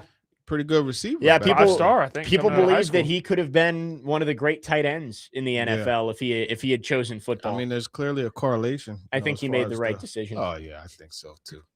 Much more money in it, too. You know and, injury-wise, you're a lot safer playing basketball than football. 615-737-1025 is the phone number. We'd love to hear from you. Our phone line's driven by WilsonCountyHyundai.com. We've got one more hour with TD.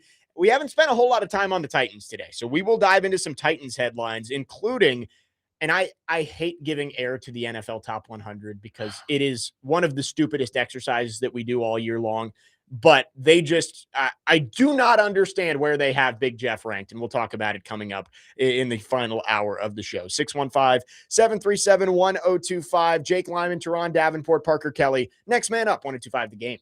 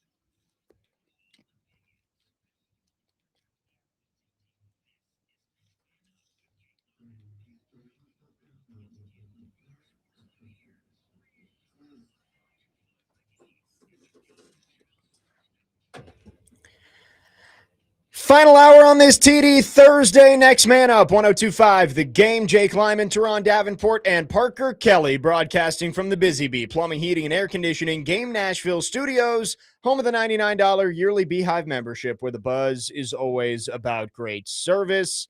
Going to talk plenty of Titans here in the final hour. We haven't gotten specifically in on Titans news. TD was out of town. So I do want to get your thoughts on the Jeffrey Simmons extension, which was released about 2 weeks ago. But speaking of Big Jeff, the NFL Top 100 comes out every year, and I am not a fan of it. I think it, having all the players just rank 20 guys leads to you not getting a very indicative ranking of what these players actually are and how valuable they are.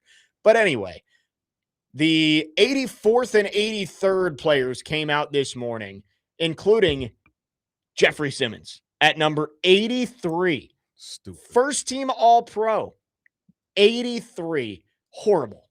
Yeah, that's just ridiculous. And I think when you look at it, the guy, I don't think there's a conversation that you could truly have about who the best interior defensive lineman is. It's Jeffrey Simmons. 83rd. You mean some of there's 82 more impactful players in the NFL than Jeffrey Simmons? Yeah. Come on. What are we doing? If he played somewhere else, he probably would be 25th. More than likely, in a bigger right, market. Like it's ridiculous. My thing is, I get these lists are set up to generate conversation. Yeah. But it should generate intelligent conversation. Like this conversation about Jeffrey Simmons, 83rd, it's a moronic conversation to have. Yeah. Because it's very clear that he should be. Right. It's wrong. At a minimum, top 30. At a minimum. But it's like the players are the ones voting on this. Are they really, though?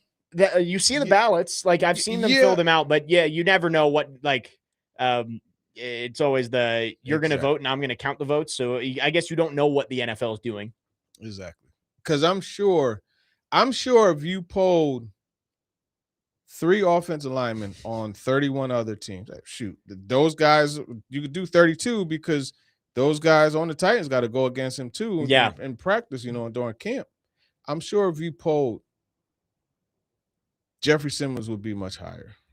Yeah. If you truly polled him, he'll be a top 30, top 20 player.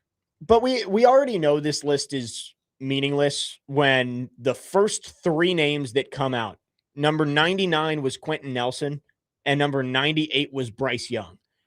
You ask any football fan, casual fan, expert fan, you ask any player, who's the better football player, Quentin Nelson or Bryce Young? 100% would say Quentin Nelson, but somehow Bryce Young is ranked higher than him. Yeah, that list it's stupid.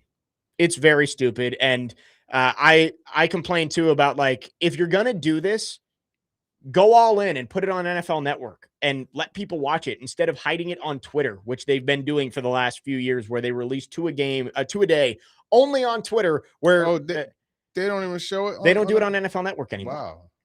See, that tells you how much I've been in tune with it.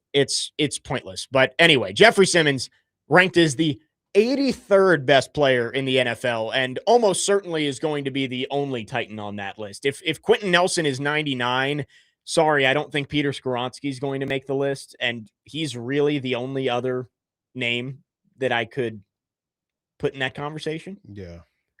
I did. I wrote this down. NFL Network, Chad Reuter did a 7-round NFL That's my guy, draft. Man. Good dude. Well, we'll see what you think of what he had to say in this. Glad to shoot him a text. 7-round NFL draft for the 2026 season. It's win now, but it's every player in the NFL is available. So basically a redraft. He did 7 rounds. The first Titan off the board was Jeffrey Simmons at 47, which quarterbacks are going to go earlier. I have no problem with where he went. Cam Ward picked after, almost 50 picks after Jackson Dart. Picked after Daniel Jones. Picked after Tyler Shuck. And picked after Mac Jones. 93rd in this draft. I don't think Cam Ward has proven enough to be like a first-round pick in this draft, but a third-round pick after those kinds of names? After Mac Jones? What? Come on, Chad. What are you doing, buddy? Chad.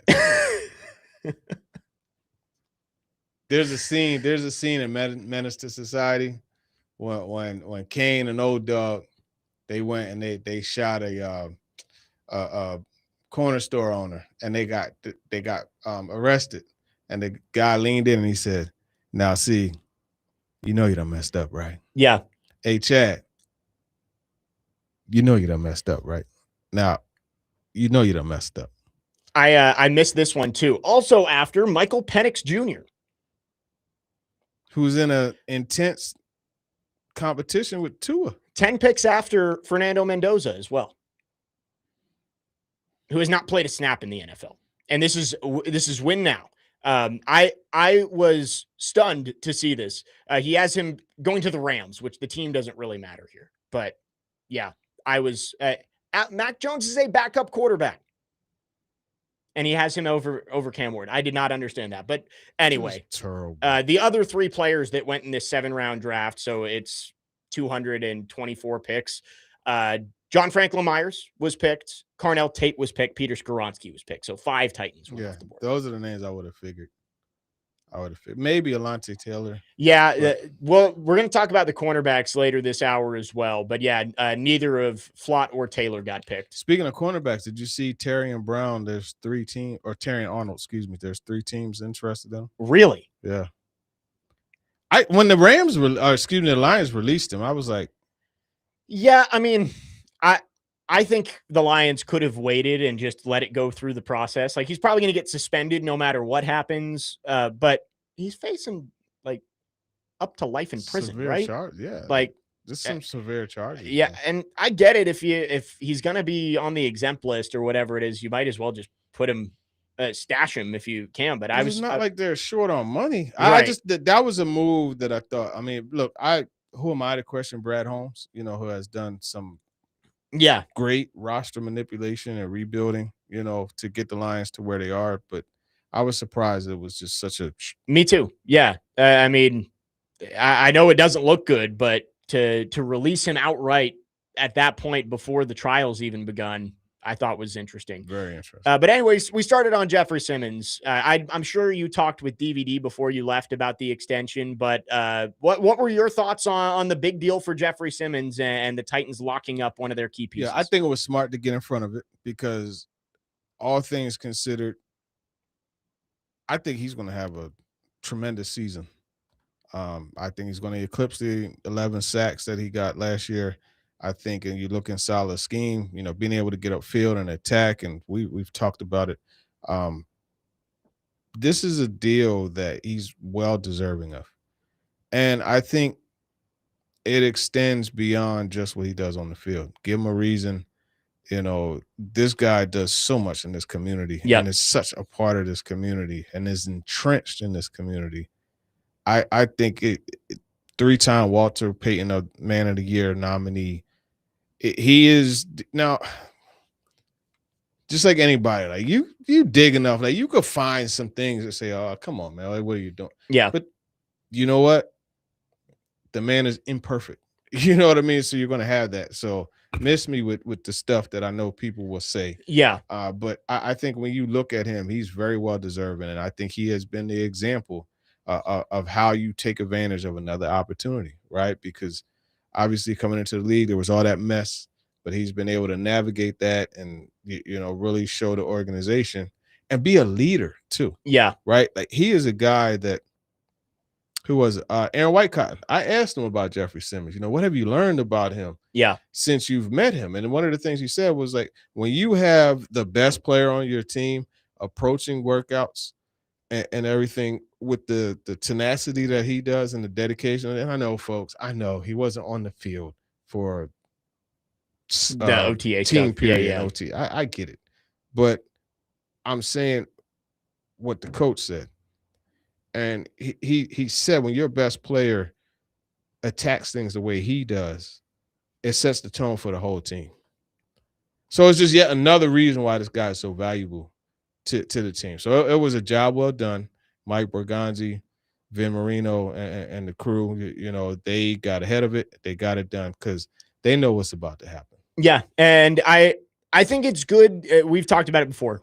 showing that you're going to reward your best players when they step up for you. And heading into last year, it was a big year for Jeffrey Simmons. Yep. He hadn't produced to the level that you would have hoped for when he signed that first extension.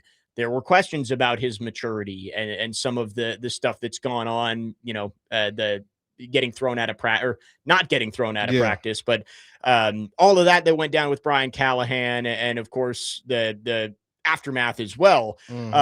And it was a big question mark of, hey, is this guy part of the long-term solution here? Should the Titans trade him and just get assets? And he went out and proved himself not just as a player, but as a leader as well. So I think it was good to show, hey, when you step up for us, we're going to reward you. Yeah, without a doubt. It set a good tone, good precedence. Now, get 77 done, and I think you're working on some things. We can talk about that coming up next. 615-737-1025. Peter Skoronski is now next up for an extension. We will talk about what that could look like. Could it be a much larger deal than a lot of people might expect? We'll get into it after this. We'll take your thoughts as well on our phone and text line, driven by WilsonCountyHyundai.com, 615-737-1025. Jake Lyman, Turron Davenport, Parker Kelly, next man up, 1025 The Game.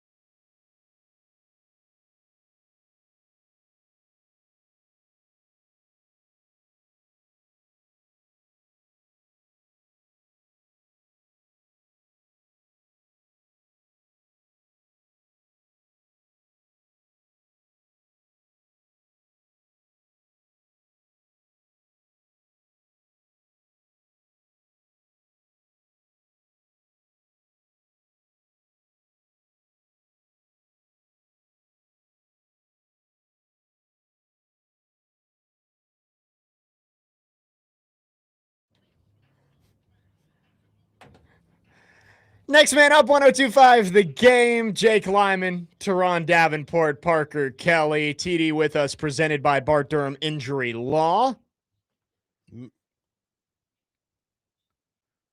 Parker doing a great job spinning it back there. Well, I tell you, it might. I'm not sure. I'm yeah, not sure.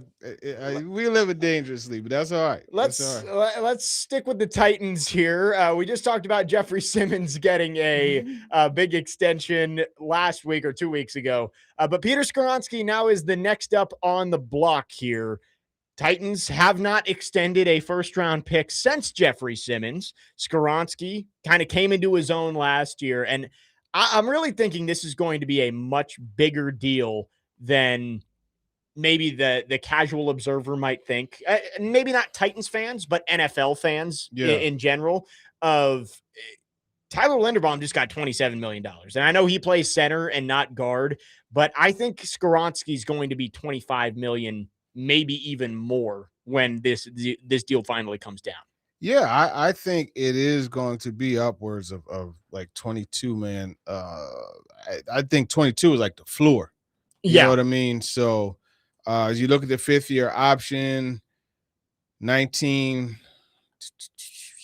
Joe Tip. Yeah, I would say 23 to 25 million, I think, is going to end up being. And, they haven't wasted any time just as far as like making it clear that he's the guy for them. You know what I mean? Someone they want to bring around. Mike Berganzi said, he's one of the best younger players. You have to extend your younger players. So all of the positioning and stuff like that, I don't think there's any of that going on. There's an understanding. Yeah. And it is what it is. So what's the Spotrac one? So Spotrac says 19.8 million is what they would guess. But, again, it's not always who's best, it's who's next. And like Trey Smith, 4 years, 94 million, 23.5 per year. Tyler Smith with the Cowboys got 4 years, 96 million, 24 per year. And again, I know it's a different position. Tyler Linderbaum,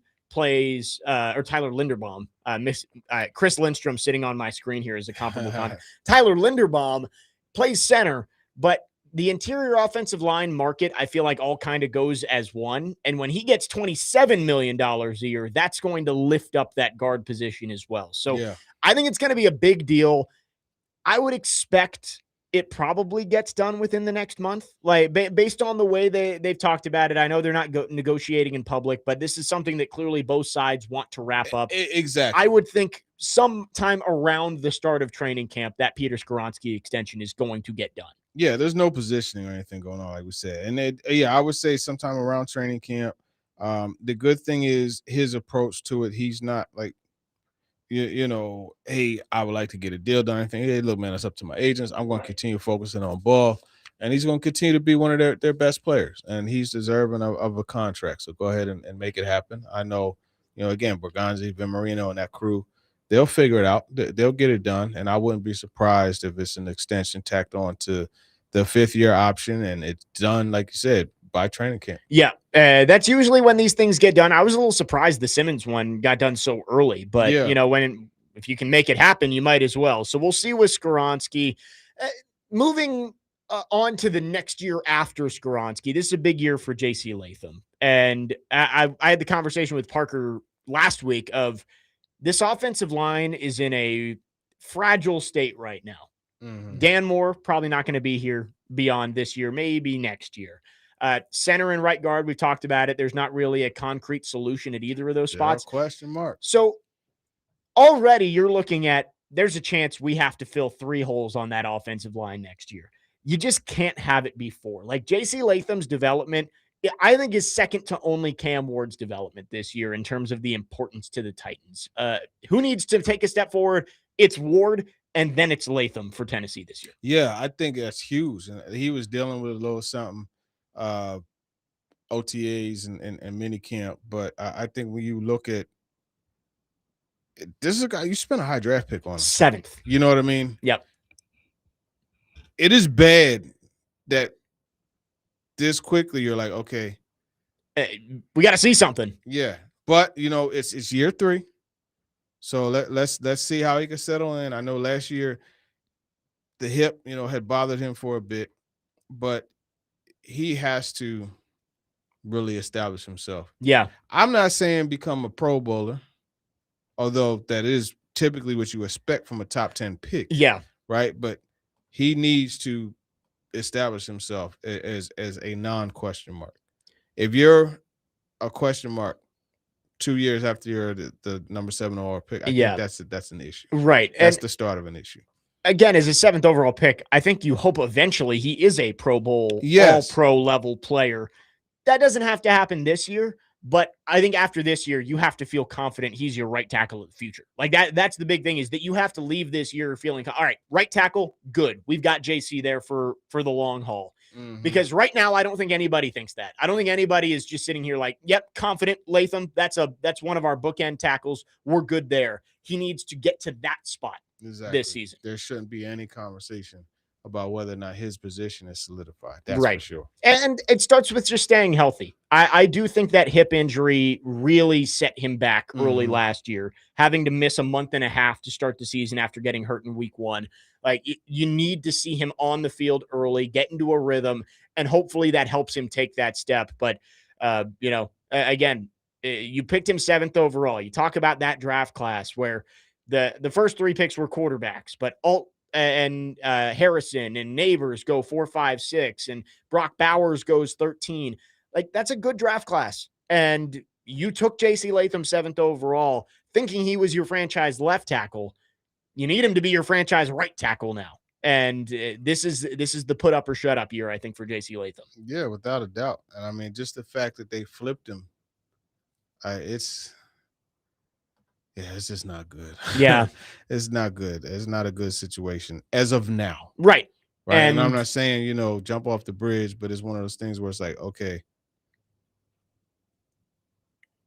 it's starting to buckle a little bit. So let's see how this thing could re-solidify itself. And you saw him working with Bill Callahan, and not the results that you expected with a legendary offensive line coach, but Carmen Brasillo also is a very highly regarded offensive line coach, coming over, spent time with Dable in New York. He's been in Las Vegas. Like, I'm excited to see what he can do. Maybe a different voice in the room can be helpful for JC Latham in his development. Yeah, exactly. Hopefully, for his sake and for the team's sake, that is something that can begin to come into place. Like you said, though, they have one solidified position on the line, right? And that's left guard. Yep.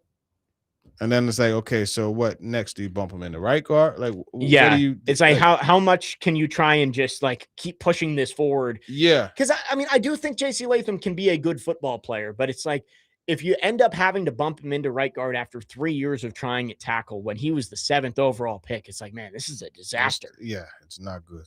So we will see. It's a big year for JC Latham. Peter Skoronski should be getting an extension here shortly, but outside of that on the offensive line, nothing but question marks for the Titans. 615-737-1025 is our phone number. Again, we'd love to hear from you. Our phone and text line driven by WilsonCountyHyundai.com. We got a couple more segments left in the show. I did want to touch on the cornerbacks here because I saw an article from ESPN.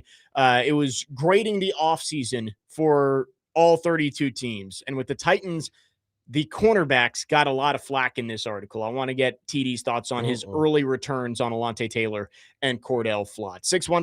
615-737-1025. Jake Lyman, Turron Davenport, Parker Kelly. Next man up, 102.5 The Game.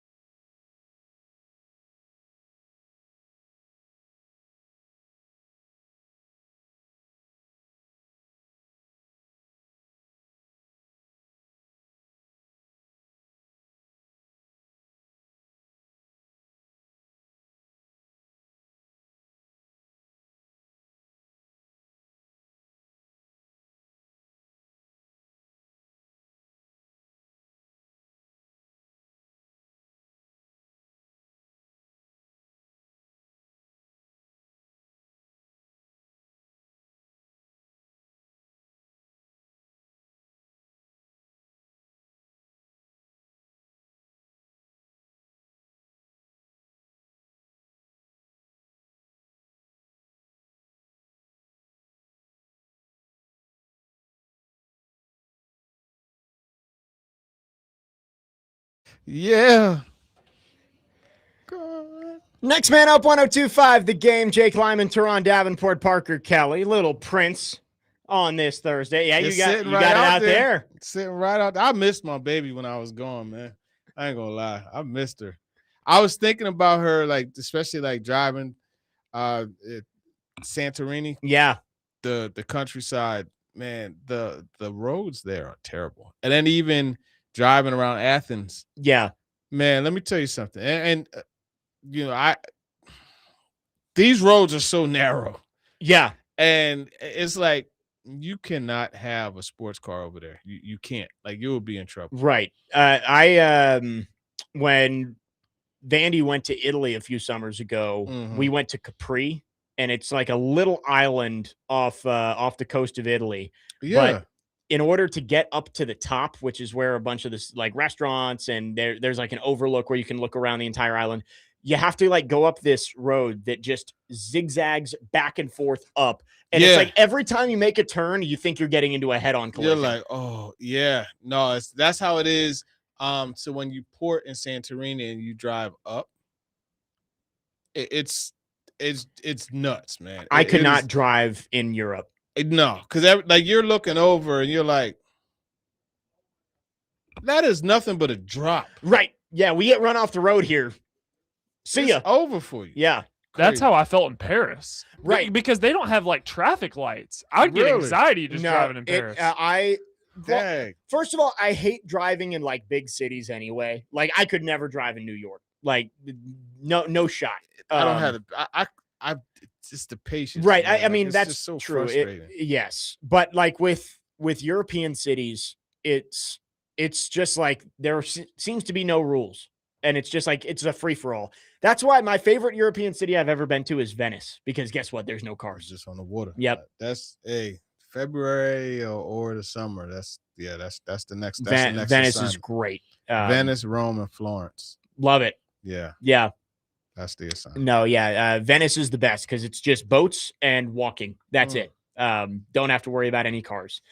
Let's get back to the Titans here. I mentioned there was an article. Seth Walder at ESPN graded everybody's offseason. And with the Titans, he gave them a B-, said biggest move was hiring Robert Saleh, move he liked signing John Franklin Myers, and says move he disliked was signing cornerback Alontae Taylor. Said, as for the Titans cornerback signings, not as good. Tennessee gave Taylor a 3-year, $58 million deal with $42 million guaranteed. He was coming off a legitimately good season with the Saints, but allowed 1.6 yards per coverage snap, far higher than average in each of his previous 2 seasons. Also says Cordell Flott receiving his deal was perhaps even more surprising. His yards per coverage snap numbers have been solid in each of the past 2 seasons, but wasn't expected to receive this much money heading into free agency. So I think Titans fans excited about those 2 players, viewed to be ascending guys who hit the free agent market. But I do think there's the voice in everyone's head at the back saying, is this Snead and Awuzie all over again, where the Titans invested heavily in veteran cornerbacks and they obviously did not pan out previously? Yeah, well, I mean, there were some other issues with the Awuzie situation. Well, and the Snead one too, of course. And yeah, Snead for sure. But I think I hear what he's saying about Alontae Taylor, but I'm not sure if he's saying it from the same perspective as me. To me, Alontae Taylor played his best football as a nickel. Yeah. So, and we lobbied for the signing. Yeah, that was one of the guys that universally was wanted here in Nashville. Right. I just am not sure I'm down with the idea of him only playing outside. Also, to me, I'm running cat coverage with him. He's fast enough to run with any receiver. He's swift enough, too, as far as the quickness. Yeah. He's already shown you he could play at the nickel spot. You know what teams do? They move receivers around to try to create matchups. I would have my guy move around with whatever receiver they move across the formation. They haven't really hinted at that. And it's early, so we don't know how it's going to be. But I think overall, the cornerback, and you could mix in the Joshua Williams signing too, which was a relatively inexpensive contract. that gives you veteran depth. We know Right. Michael Robinson is a guy that's going to be in the mix, and we'll see. And we got Parker's guy. What's his name? Keydrain Callaghan. There it is. But when you look at this deal, I'm looking at Flott. I mean, he has a pretty significant. It's $45 million. Yeah. And I was just trying to see like what type of out, you know what I mean? Dead cap. There's he has 3.3 million in dead cap. After the 2027 season. Yeah. So those are both basically 2-year deals. Yeah. I mean, I get it. It's the off season. You're going to critique. Flott is a guy that I don't know. It seems like he's one of those corners that you could get. You know what I mean? Like, right. I have to watch him more really to really form an understanding and an opinion. But to me, I'm not going to say just a guy, but slightly above just a guy. Yeah. And the high level corners don't get out of buildings, right? Yeah. Like if Flott was an elite guy, the Giants would have found a way to keep him, and they didn't want to keep him. Yeah. But this is what you're going to get in free agency. That's why these are Band-Aid moves. You're going to use Taylor and Flott and hopefully get serviceable play the next couple of years while you are able to hopefully build through the draft behind them. But they didn't draft a cornerback. They didn't. And that's and why it's like next year, tackle and cornerback, I think, are the two spots where it's like, yeah, they kind of have to use an early pick there. Yeah. And, so you look at this, and this is where I have an issue a bit with analytics. You know what I mean? His yards per cover snap numbers have been solid in each of the past seasons. All right, Jake, I'm going to ask you a question. It's 3rd and 17. Yeah. Flott gives up an 11-yard reception. It's a successful play. Whoever catches the ball. Yeah. Michael Pittman catches the ball. They're playing the Steelers. He catches the ball, and he tackles him at 11 yards. Did he do his job? Yep. Because the defense is off the field and offense. Right. But that jades his. See, this is why I don't like. Yeah. Certain it doesn't parts tell of the whole analytics. story. Yeah, it's like a bikini. Yep. Yep. You see a lot, but not everything. Yep. Booger McFarland. There you go. That's his comment. But, just to further reading down in this article, the head scratcher. Yeah, he criticized the Simmons extension too. And this is trying to think of a nice way to put this. This is where more awareness is needed. Yeah. Okay. So, yeah, sure. He's coming off a superb season. Yeah, sure. You could use the franchise tag. But what does that show others? Right. If you're just stringing him along. And then also, again, this is your franchise. Like, this is the guy, Robert Saleh. This is the guy, Mike Vrabel. This is the guy, Brian Callahan. Yep. They'll pull it up on film. You go back to the 2023 season against the Commanders. Terry McLaughlin on the right side, Jeffrey Simmons on the left. Yeah. Catches a screen 20 yards down the field. It's not Amani Hooker tackling him. It's 98 tackling him. Yep. That effort is what the coaches show and say, hey, this is what you got to do. Right. When it's your best player doing that, you have to keep that man happy. You have to make sure that you're doing everything. There's value beyond just, and this is where the lack of awareness shows. Yeah. And where it comes in. There is no way whatsoever extending Jeffrey Simmons should be criticized. There's no way. No, there's no way. This is it's not sharp. Right. to do this. You know what I mean? And it is one of those things where we're starved for content in June and July, so we talk about these things, but like the national aggregators who are putting these together aren't watching every snap of Titans games. Like Bill Barnwell put out his rankings of skilled position players, and he moved the Titans up from 32 to 25. But in the article, he mentions like Alec Iamaner and Chim Dike aren't reliable depth. They were overmatched as starters last year. I'm like, yeah, that's why they're not starters anymore, but they're good. They're very pieces. reliable. And I would, yeah. He mentions Gunnar Helm only had 8 yards per catch, and like it doesn't believe. I'm like, Look at Wa- the go route. watch Look the at the games. routes that he's asked to run. right. You know, outside of corner routes and an occasional seam, he's all work. His routes are under, and this is Right. you have the numbers in front of you. Like if you're going to be a numbers person, look at all the numbers, Right. right? And we just did it 2 weeks.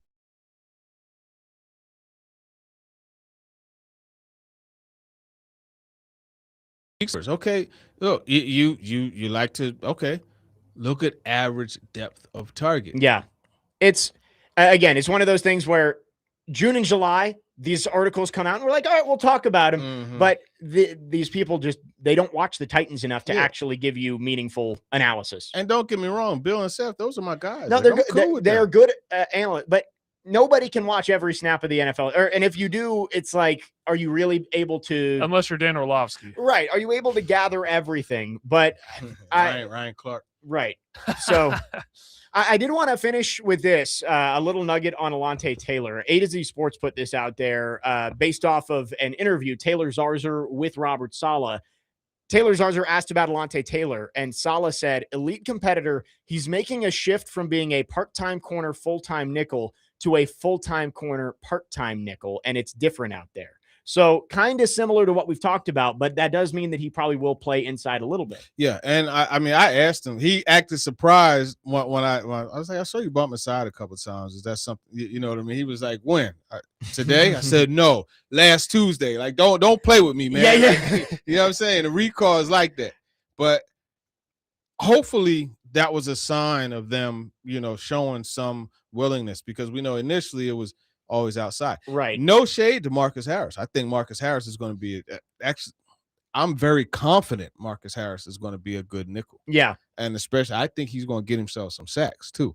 But again, it goes back to when you're going against, the Jaguars and Brian Thomas, and they're trying to move Brian Thomas across to create matchup. Hey, get that matchup. Left, you want to put him on our left? Right. Okay, we're going LCB is going to be Taylor. You're right. Okay, boom, nickel, whatever you want. He's going with them. That's your cat. Yeah. Cat cover. You can get better matchups with the versatility that those guys have. And having Taylor, who can play outside and bump inside, gives you the opportunity to match those matchups with the other teams. 615-737-1025 is the phone number. Last call for phones. We will wrap up the show after this, talking about our country's greatest sporting event. Jake Lyman, Turron Davenport, Parker Kelly, next man up, 102.5 The Game.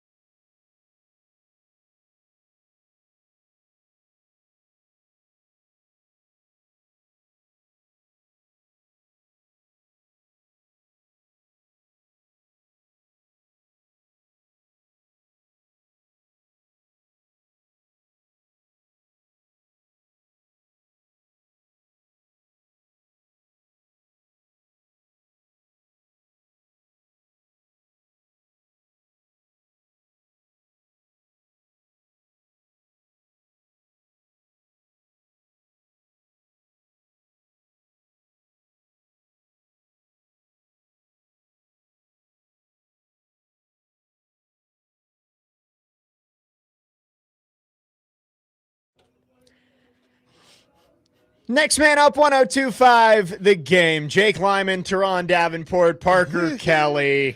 Ending the show the only way we know how on a TD Thursday. Right. Next week, no TD Thursday. TD will be in New York, but the plan is to have you in on Friday. Friday. Freaky Fridays. All right. We will look forward to that. Like that. Freaky Fridays, all slow music. All slow music all on Freaky slow Friday. Music. Okay. I like it. We're taking you into the 4th of July weekend. This is our last show for the week. Chase and Big Joe coming up after us, DVD later on, but we'll be off tomorrow for the 4th of July holiday. Before we talk 4th of July, do have some hockey news, and did want to bring it up. Not Preds related. Alex Ovechkin is returning for another season. Wow, he's still going. Yeah, so just signed another deal. The all-time goal scoring leader in the NHL is coming back for another year. Just signed a 1-year deal with the Caps. Did he replace his missing tooth yet? I don't know. I think some of those guys just never do it. Yeah. He was my favorite player growing up around DC. So I loved Alex Ovechkin. So cool to see that he's coming back for another year. No, that's pretty cool to see, without a doubt. I mean, this guy has been he's one of the GOATs, man. I mean, we talk about the physicality of football, and you're playing 17 games a year. Hockey less physical than football, but it's still physical. 82, now 84 games a year, and Ovi's going on what, like close to year 20, maybe more. Shout out to him for doing that. Yeah, it's man. Crazy. Hockey's still physical though, man. Like I didn't realize until like going down there, right, and seeing the impact of the collision. Yeah, what's his name? Number 47, McCarron. Michael McCarron, big sexy man. That he rocking folks. Yeah, man. That's my favorite player on the team. Well, the Preds traded him. Folks. Come on, man. What are we doing? What are we doing? They traded him at the deadline. This was like 5 months ago. They traded him. Really? Yeah, they traded him at the deadline to the Wild. He just signed an extension there. So who's the enforcer now? They've signed a bunch of bottom six forwards. Jack Drury is the guy they brought in. I don't know if he's going to be Michael McCarron, but he's like a fat, physical, defensive centerman. Not as big as Michael McCarron. Gotcha. But yeah. You know who used to be my favorite player back in the day, man? Peter Worrell. Yeah. That dude, nobody wanted to rumble him. The only one that would rumble him was Donald Brashear. They used to get into fights, man. But that's what I like watching. Yeah, I know. I love watching Big Sexy play, but sadly he's up in Minnesota now. Damn. I'm sorry I had to break the news to you. Yeah, late news is still bad news, man. I want to end the show. We've gotten multiple texts asking us to talk about this week. And since this is the last show before the 4th of July, we have to talk about our nation's greatest sporting event. The hot dog? The Nathan's hot dog eating contest Joey on Chestnut, Saturday. Kobayashi. Joey Chestnut is back looking for another title. Nobody's going to dethrone him. I mean, it is. Kobayashi had him for a couple years. Is that the Asian guy with the headband? Yeah, he was dipping them in the water and. Joey Chestnut has eaten at least 70 hot dogs in the event 6 different times. Bro, one hot dog will turn my stomach upside down. It's like 70. It is one of our great annual traditions, the Coney Island Nathan's hot dog eating contest. I guess I'll watch. So it'll be in Central Time. I believe the women's event starts at 9:45, 11 a.m. Central Time. So they have a women's event too? There's a women's event. Wow. Yeah. Yo, let me tell you. Go ahead. They don't eat nearly as much, but it's still impressive. They still get it in. Let me tell you, Nathan's fries are delicious, man. I don't know if you ever had them, but they're good. So in Philly, they used to have, because Joey Chestnut, he's a competitive eater. He's in multiple things. But in Philly, they used to have Wing Bowl. Angelo Cataldi, 94 WIP. Shout out to them, Spike Eskin and the crew. They used to have Wing Bowl, and you had to like eat something crazy to be able to get into the competition. Yeah. And I remember, so one of our offensive linemen, my guy Hank the Tank, that's what we called him, and that's what his name was. He ate breakfast, lunch, and dinner in one sitting in like 20 minutes. And it was like a crazy, like he had a steak and fries, a baked potato, and all this mess. But like Joey Chestnut, it was like something stupid, like 200 wings or something he ate to win it. that all of the competitors have like their own records of different things they've eaten. They have the one dude, Eric Badland something, who he chugs like lemonade. And so he'll chug like 4 gallons of lemonade in like a 2-minute span or something like that. Crazy. That's what. So can we consider that a sport though? Yeah, are they? Are they? I mean, athletes? like it's like a normal bodily function. You got to eat to live. You know, like it's like half disgusting, but so entertaining to watch. Here you go, right here. Wing Bowl 26 in 2018. You mentioned women, and I remembered this woman, but I didn't realize what her name, how much she ate. In 30 minutes, this woman ate 501 chicken wings. She's 127 pounds. She ate 501, and that's the record.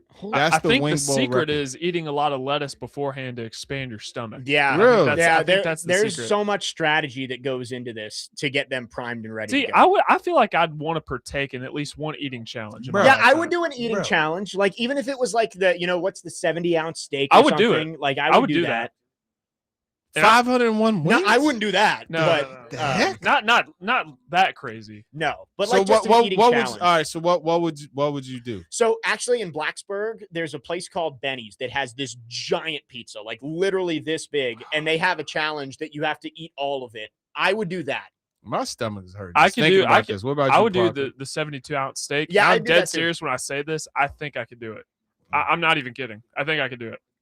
Man, I'm accomplishing something eating a daggone porterhouse, like the 20 ounce. Yeah, that is true. Like, I feel accomplished when I eat like just a big steak. 72 ounces would be a lot. Because I think about it like this. Like I went to a restaurant 2 weeks ago and got a 36-ounce steak and like ate it, and just like another one. Yeah. I could do that. Yeah. Now I'd be pushing you didn't it. Faint? No. TD, I can eat. Did your wife have to drive home or you drove home? No, I drove home. Wow, no food coma. Man. He had the meat sweats. Before we wrap up here, apparently I have annoyed some hockey fans on the text line saying football is more physical than hockey. Is this a debate? Like football, you hit on every single play. Now, there's no debate. Hockey, it's what 300-pounders are colliding in hockey. Hockey, it's 300-pounders even skate that like that. It's more impressive because hockey plays 80+ games a year for sure. It's more impressive that they can do that. But on a play-to-play basis, football is more physical than hockey. That's not a debate. Yeah, come on, man. Wrapping up the show here, TD, any plans for the 4th? I know you just got back, so probably just relaxing. I turned 50 on the 5th. Congrats. Happy birthday. Thank you. No plans on the 4th. Go out to dinner. My ladies take me out to dinner for my birthday, and that's it, man. I'm laying low, man. Like been love out and it. about. Parker, you got anything going on?